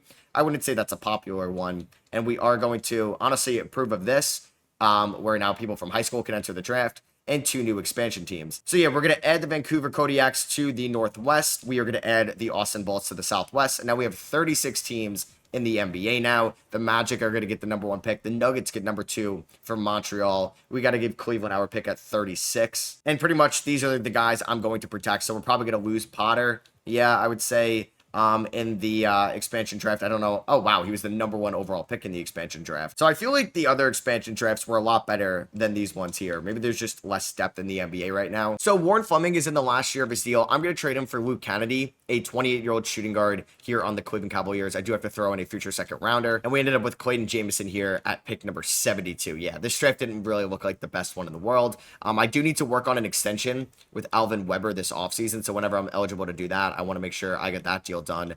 So Alvin Weber can be a free agent. Can we sign him back? Bang, there we go. 4 more years. Conley, can I give like a 2-year extension to? Let's do that because I'll probably end up trading him. Cobber Poole, I can't sign a 2-year extension to. He's 32. I don't want to have to trade him, but he's got 2 years left. So, I mean, next offseason would be the year where I would have to think about it. So player progression, we have a 99, 98, 96. I don't know. Conley is fine enough, I think, to be the backup 5, and we won it all last year with him there. And damn, Thiago Costa is going to retire at the end of the year, a Utah Jazz legend. All right, so Copper Poole ends up winning MVP this year. Lee Trent is your rookie of the year, the number, like 48th overall pick, or no, 51st overall pick in the draft. Al Buchanan, 6th man of the year. Helmut Klein ends up getting Defensive Player of the Year. Clifford Owens, Most Improved. Damian Wembanyama really just dropped 37 points per game. He might be the best player in the NBA. Oh my God! I wasn't even paying attention when I was simming this regular season. Oh my God, I just yelled so loudly. We just went 81-1. Oh man, I'm pissed. I can't go back and see what game we lost. No freaking way. No freaking way. 81-1? I don't think... I forget if I can go back, but I don't think so. I can't see... Wow, who beat us this year? I mean, I guess could I go to like an individual player's game log and then that can like show me at least who beat us this year? It's only recent games, unless it was late in the year. No, I think we actually should be. Wow, it was our 5th game of the year. Oh my God. Oh my God, we lost by 1 point. We were 1 point away from going undefeated. No freaking way. What was our win streak? 75 games. Oh my God. Oh, we had a 40-point differential. That is insane. Hansen with 21, Cheeks with 20, Poole with 20. Yeah, I'm going to expect to go 16-0 in the playoffs, right? Well, we did play the Kings, and we actually did lose a game to the Spurs in the conference finals. What game did we lose? We ended up losing game number 3. We got blown out. So we're taking on the Hawks here in the NBA finals. They have Cameron Moore. We win game 1. We win game 2. Win game 3. And we're going to sweep them. So we're going to end the season with a 98-2 record. Unreal. Donnell Hanson wins finals MVP. I feel like we're close to going 82-0. Like, a part of me wants to move maybe Hanson and Moore. But then I'm like, we're so close. Kemba Walker, or Poole, not Moore. Kemba Walker might be like the goated head coach. So loaded Hall of Fame class with guys that were beasts throughout this. Jonathan Mann, I mean, he's going to go down as a Timberwolves legend. I really wish I was able to draft him and develop him as well. But he could have ended up being just like a Vluvkovsky. There is Thiago Costa. He ended up with 2 MVPs, 7 All-Stars. Wow. I thought he would get a little bit more, but an 11-time champion, 2-time All-NBA first team, an All-Rookie first team as well. We are going to retire his jersey number for sure. That is going to be jersey number 18. And Vluvkovsky retired as well, but he will not be going to the Hall of Fame. League meetings, I'm not going to really change much here, but I can't believe I just went 81-1. Now I'm like, can I go 82-0 throughout this? There are 20 teams in the lottery now, and we're picking at number 36. So it does look like Keon Freeman is like the best prospect in this class. I mean, he's a point guard. He's 6'4". I would think about maybe trading some of my guys, but like I got to work out a Poole extension this offseason. If not, I have to trade him. And Hanson, I would like to bring back as well. I feel like I would choose Hanson over Jeffries if I would have to move him. Unless the Wizards have like cap space. Could I give you Dwayne Connolly for number 1? Could I give you Dwayne Connolly? I don't know how much cap space you have. Can I also give you, I guess, Alfonso Martinez, who's been here for a little bit. He's given us some good years for number 1. And can I give you 36.72 for 1? And I will give you my first rounder next year. And I'll give you 1 more first. Can I do this? They do. Okay, so I just traded for number 1. I don't know how I feel that he's a point guard, but I guess I could mess with his position. But we are going to now build through the depth of him, and he'll be the backup point guard going forward. Now, his timeline, I don't know if that was a smart move, because his timeline doesn't really match Weber's timeline. I feel like I got 5 more years of Weber. I mean, I get 4 years of Freeman's rookie contract, so I guess by the time Weber's 32, I could move on from him. I'm going to pick up these team options here, and then I got to check out my contract extensions. It's funny, because the number 1 overall pick actually may make more than the guy I traded. Let's offer these qualifying offers. So, if I were to extend Poole, oh my God, that's so much money. Can I even do this? I mean, let's extend Poole. Can I extend Hanson? That's a big question. 4-year deal, front-loaded. Okay, perfect. I can extend him. Cheeks, I probably can't extend.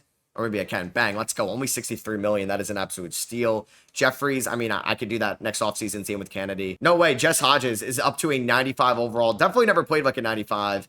I feel like, yeah, he was a former Jazz back in the day. And I'm going to sign Marty Paul here, a 32-year-old center out of San Diego State, just to be the backup. All right, so at least I was able to re-sign, like, Poole and Hansen on extensions this offseason. Next year's team could look a little bit different than this year's team. I just want to see if we can go 82-0. Like, let's see how many games we can win before we lose our first one. We get off to a nice 7-0 start this year. Like, I'll take that. It's really the back-to-backs that will scare me. I mean, we just blew out both teams in the back-to-backs. We are 14-0 to start off the year. Starting to feel like the sim is slowing up a little bit, but shout out to PC, man. I should have switched to PC a long time ago because this goes so much quicker than the console. And this was... yeah, this is the first 2K that's been on PC in a while because it took forever basically on next gen to come to PC. But next gen's been out for 4 years. I feel like we're going to get the next gen a lot sooner because I could be wrong, but after the Xbox 360, I've always played on an Xbox. I always forget the name. Xbox One, whatever it was, ended up coming out. I believe it was my freshman year of high school. So that was like 2014.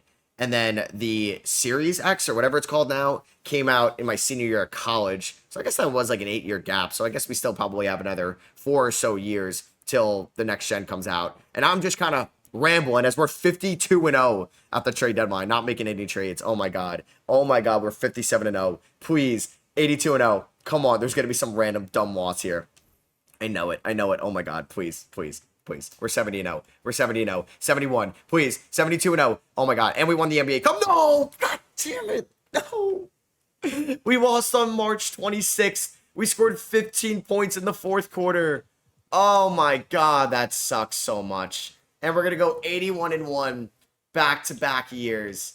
Oh my God, that sucks so much. Wow, Samuel Kerr dropped 32 a night. Kemba Walker, 81-1. Copper Poole is probably going down as the GOAT. How many MVPs does this guy have right now? He's got 10 MVP awards.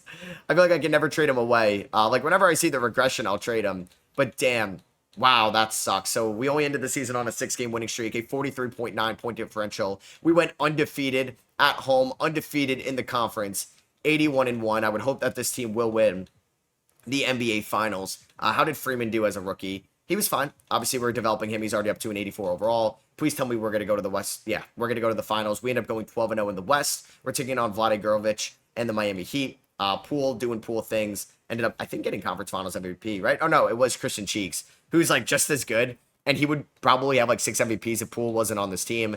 Can we go undefeated in the playoffs? Wow, so we have a better record this year. We end up going 97-1.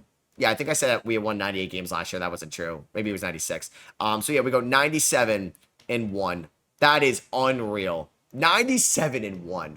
Oh no. Yeah, it would be 97-1. That is insane. There goes JJ Andrews. He retires. Arthur Anderson. Sebastian Reynolds was really good at one point. Okay. So I think Kemba Walker has his contract up. So we got to look to re-sign him. If we look at our team history, 15 rings. We got 4 more to go. And Kemba's going to leave me. I hate you. I hate you, Kemba. Why? I, for some reason, couldn't give him enough money. Where did he go? Steph Curry's the coach of the Montreal Maple. That's funny. Willie Green, still coaching the Pelicans. Quinn Snyder's coaching the Rockets. What? Chip England's coaching the Thunder. Where did Kemba go? Chauncey Billups is coaching the Sixers. James Harden is coaching the Bulls. Wow. Did he take like an assistant job somewhere? I guess so. That's brutal, man. So I'm going to be hiring Nikola Jokic, not Cameron Bruiser. Nikola Jokic as the next coach of the Utah Jazz. So we ended up taking Javon Ball there in the second round. The number 1 pick is Felix Ramirez. I feel like there haven't been a lot of like stud center number 1 overall picks in this video so far. So I'm just going to extend everybody the qualifying offer right now. Do we have any notable free agents? Bogdanovic is there, but we don't really need a point guard. So I still have 2, 3, 4, 5, 6, 7. I guess my center ended up retiring. Not a lot of good centers here in free agency.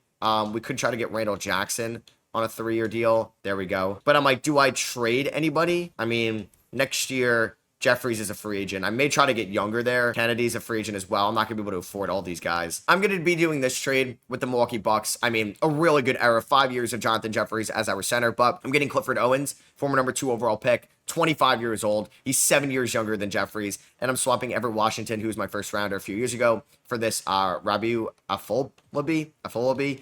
Pretty good three-point shooter, under contract for 2 years. So we're going to do that deal. And then I'm going to trade away Luke Kennedy, who is 30 years old, but wants that contract extension, for Edmund Gravett. He's a former number 2 overall pick. He's got 1 year left on the team option, and I'm getting a first rounder out of this. There's also a point guard out here, Vlado Lukovsky. Wasn't that our guy? I forget. So we're seeing some regression to Poole, a little bit of regression to Alvin Weber as well. Keon Freeman's up to a 87. And I don't think we're going to go 81-1 again, especially with a different coach. All right, so we don't get an MVP anymore. Maybe Calvert Poole is washed. It goes to Arthur Jeffries, a 6'2 guard out of Xavier, 13 years in the NBA. So that's a pretty cool story there. Jokic, I mean, go 79-3, but we did regress and lost 2 more games. I know, right? A massive fall off for this team. We're still the 1 seed, though. We're going to be taking on the Memphis Grizzlies in the playoffs. Cheeks was our leading guy. It may be the end for Calvert Poole. I may have to trade him this offseason, sadly. Because if we want sustained success and I got to win 19 rings, I got to do that. I just go 12-0 in the playoffs.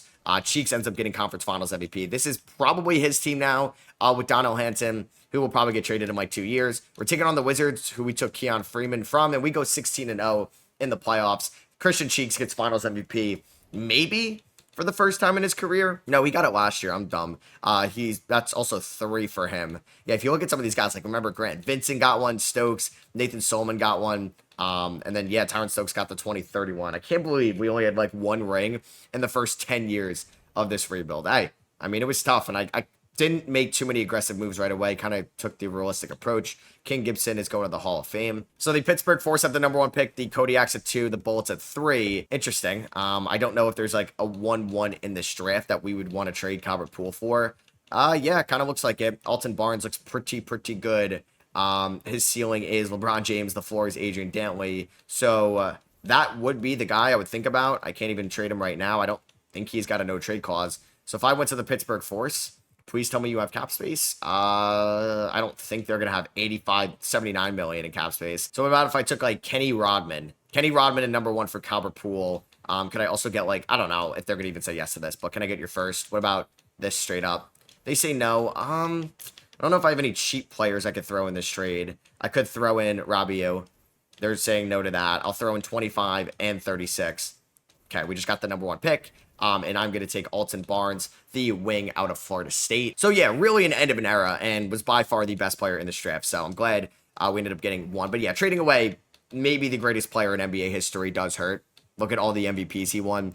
Oh, man. Yeah, he was unreal. I don't know. Have I gotten a depoy? I don't think so. Yeah, I haven't gotten a depoy in this video. And did he ever win Clutch Player of the Year? No, but so many All-NBA first teams. I wonder if he'll retire by the time this video ends. Edmund Gravett and Keon Freeman, let's pick up those team options. So right now we have what, 17 rings? 16 rings. So we got to win 3 more, or 16 rings of steel. Also just trying to see if there's anybody that's a notable free agent next year. Weber's got 2 more years. I mean, I'm going to re-sign him right now while I can, right? Let's give him that. So, I mean, I wish I had more money. So Clifford Owens could opt out. I really don't want to risk that. So let's give him a new extension. And Gravett, let's give him an extension for 4 years as well. Freeman, we have 2 more years on. And I do need to sign like another center. So let me get Victor Stewart Jr. on a 2-year deal. Bang. Come on, let me get him. There we go. And yeah, we'll see how this team looks without Calvert Poole. Freeman's up to a 91 overall at 21 years old. That's incredible. Weber's kind of peaked at that 96. Rodman's probably going to get like the 9th man minutes. But yeah, Barnes will start as a rookie. And if we look at the rotation, as Sasa Turk is going to retire, we're in the 2051 season, which is kind of crazy. This is really going to be like a 30-year rebuild. No, I want Barnes starting over Rodman. So Rodman's going to get like 15 minutes a night. Stewart can get around 15 as well. Let's go 33 to Owens. Freeman can get around 25 with Gravett. Like, we could start Gravett, honestly, at the 3. He is 6'4". But I think I'd rather see what Barnes can do. And we can give him 24 a night. Oh, man, this hurts to see. Calvert Poole, who's now playing 44 minutes a night, the Tibbs-style offense, over there in Pittsburgh. Yeah, just dropped 35, 10, and 5.5 as a 36-year-old. We're happy to see it, though. He is the GOAT. He won Depoy as well. And Clutch Player of the Year. Jokic goes 75-7 as the head coach. We do get Christian Cheeks on all NBA second team. And we're the 1 seed yet again. We are going for ring number 17. We finished the year with a 28.9 point differential. And looking at the stats this year, leading scorer was Cheeks, followed by Hanson. Gravett Weber, Owens, Freeman, and Barnes. Let's see how we can do here. We sweep the first round. We 1-5 in round 2, 1-5 in round 3. Taking on the Milwaukee Bucks here in the NBA Finals. It could be Quinn. It could be Walker. It could be Nikola Jokic, who's got another ring in his resume. Daniel Hansen, Finals MVP. It's a good team, man. And I think this might be the last version. Like, I am hoping we can win ring number 19 with this core. And there goes Grant Vincent. He ends up retiring, a legend here in Utah. Honestly, actually, they didn't really spend that much time here. He does go to the Hall of Fame, though. 17 points, 6 rebounds. He spent how many years here? 3 years? 4.5 years. And he's got, what, how many rings? 4 championships. We do not retire his jersey number. I thought we may have done that. So they wanted to eliminate the shot clock. We're not doing that. Wow, the Kodiaks just got number 1 and number 2 in this draft. That is kind of crazy. I'm going to sign Dante Maggette on a 1-year deal or a 2-year deal and Rodman on a 2-year deal, both for the minimum. So Freeman's about to get an extension. Let's give him a 4-year deal. It starts at $70 million. Can I re-sign Cheeks right now? Let's do that. I can also even give Hansen an extension. $89 million is insane. So play progression. We still have a 99 in Cheeks, who's gone up to there. Barnes is already up to an 87. Excited what he can do as a sophomore. All right, so Calvin Poole wins MVP yet again. Hey, he really is going to go down as the GOAT. We have our worst season in years, and we still go 76-6, which is pretty incredible. Here are your All-NBA teams. All-NBA third team. Christian Cheeks, 47 from the field, 37 from 3, 98% from the free throw line. Definitely our best player right now. Here are the numbers in the what are we in? 2052. Just a wild year to say. 23 points for Cheeks, 18 for Hansen, 15 for Barnes, 15 for Gravett.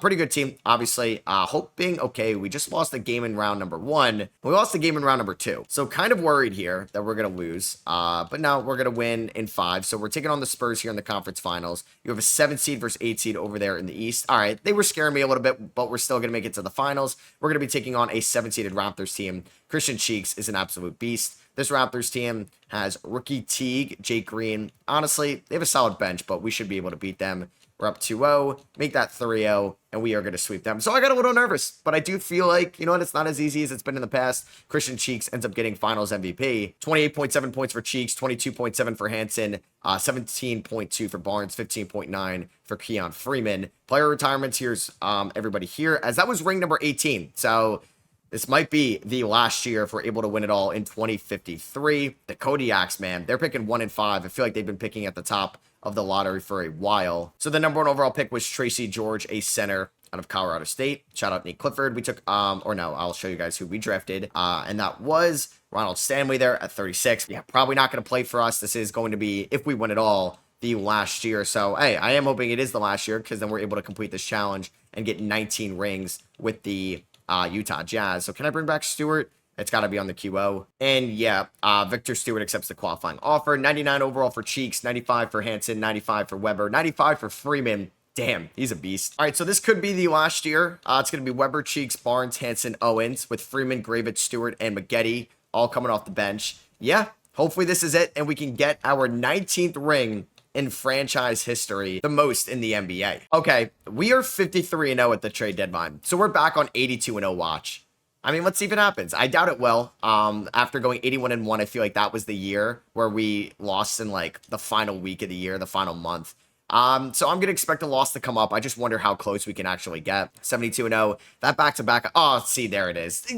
Oh, man, they're sucking me in, thinking it's going to happen. I mean, the Spurs do have one of the best players in the league in Arthur Jeffries. But damn, are we about to go 81-1 in the final year? That sucks. Just like that March 26 game. Yep, we're gonna go 81-1. The Spurs also had a different MVP this year in Mike Stevenson. Douglas Westbrook is your rookie of the year. 2050. I mean, that might be Russ's grandchild, honestly, at that point. Yep, Jokic says I'm gonna go 81-1. Christian Cheeks, All NBA second team. We're the 1 seed here in the Western Conference. We end up with a 34-point differential. Yeah, I mean, a goated team, I will say. I don't know if it's the best team. I feel like our other 81-1 season, maybe I felt a little bit better about, but this team is also just so good with the amount of 90 overalls we have. And let's see, can we make it through the Western Conference? I would hope so. And yep, we end up beating the Spurs in 5. We're going to be taking on the Chicago Bulls in the NBA Finals. And folks, this is going to be ring number 19, and we have completed the challenge. There you go. The Utah Jazz have gotten it done. Daniel Hansen is your Finals MVP. Move over LA. Move over Boston. The Utah Jazz now have the most rings in the NBA with 19. passing the Boston Celtics with 18, and we passed the LA Lakers last year, who had 17 as we got our 18. So, I mean, looking at our history, 56 playoff appearances, 36 division titles, 21 conference championships. We have a lot more retired numbers right now. And yeah, this was a hell of a rebuild, a hell of a team to look at. Any guys retiring that we had, I think Jack Marshall. Yeah, he was definitely a Utah Jazz back in the day earlier in his career. Anybody of note going to the Hall of Fame? And then I'm going to just, oh no, nobody actually went to the Hall of Fame. So I do want to look at some of like the league history. I can look at my team records. So no, nobody scored more than 55 points in the season. I find that hard to believe. I'm just kind of going through this because Parashak Uchona's 3-pointers made in a game. He had 11. There's Calvert Poole. There's Thiago Costa and Christian Cheeks in some of these. Nothing in rebounds. I'm just kind of going through here. So 2044, Calvert Poole had 8, steals in a game. There you go. Tyron Stokes had 10 turnovers in a game. He's up there in Jazz history lore. We can look at, these are playoff numbers. Anybody have total points in a playoff game? Jonathan Jeffries had 54 back in 2046. I did not notice that. And then you had 47 for Thiago Costa. Christian Cheeks had 19 field goals made. Damn, I'm surprised he didn't end up in here if any of those were threes. Thiago Costa hit 12 threes in a 2034 playoff series. Jonathan Jeffries had 24 rebounds in a playoff series. Would you look at that? And then anything else here? It doesn't look like it. Turnovers, yeah, we have some guys up there. And then total points in a season. I'm just going to kind of go through these quickly, see if we have any awards. Yeah, 3-pointers made you'd expect for all of us to be here with the way the NBA's changed. Walker Kessler rebounds. He got up here in this video. Walker Kessler in blocks. That just feels like an eternity ago where we had Kessler on the team. A couple guys in field goal percentage, some bigs. 3-point percentage. Carter Bryant, kind of a legend here. Lou Dort, back when he was here. And then a lot of guys in free throw percentage. And then you can kind of see per games. And then I want to just look at career and just kind of total. So total points in career. I mean, this could be a little iffy. Yeah, like we would definitely have some guys in here. So I don't really think this is going to be that accurate. And if we look at NBA records kind of all time, anything kind of come up here? No total points in a game. 3-pointers made, yeah. We'll see some guys there. Rebounds, no, nothing. Just kind of going and looking at the years. So Brett Graham, 10 steals in a game. I feel like somebody would have more. Casey Wallace, like I do feel like this is bugged a little bit. Played 63 minutes. Shout out to that glitch in this game. Cole Palmer had 14 turnovers in a game. Like, yeah, that makes a little bit more sense. I feel like that's a record that could definitely be broken. And then if you want to look at, I mean, the career just kind of, it gets messed up. So yeah, you can see triple doubles. Jokic passed Russ for the most all time, which is pretty cool. Total points. Anybody up here? Anthony Edwards is up there. King Gibson ended up finishing number 2. AJ DeBanton, number 7 all time. There's Jonathan Mann. There's Damian Wembanyama. Any guys that were on the Jazz? I mean, we don't see oh no, there's Nikola Jokic, our current head coach. There's Thiago Costa there at 27. Like, how is Calvert Poole not here? Maybe just too many seasons where he was averaging like 21 points per game, where this team was so deep. I don't know if like rings is a stat here, but I feel like we would have some guys. I mean, triple doubles is here as rings, like all time. 60-point games this year. Will having 32 is unreal. Now, unfortunately, that is not there. So yeah, that is going to be for me. I hope you guys did enjoy the 0-19 Utah Jazz rebuild. If you want to see me do this with a team that also has never won a ring before, let me know in the comments below. Drop a thumbs up if you guys did enjoy. I'll catch you on the next one. Peace.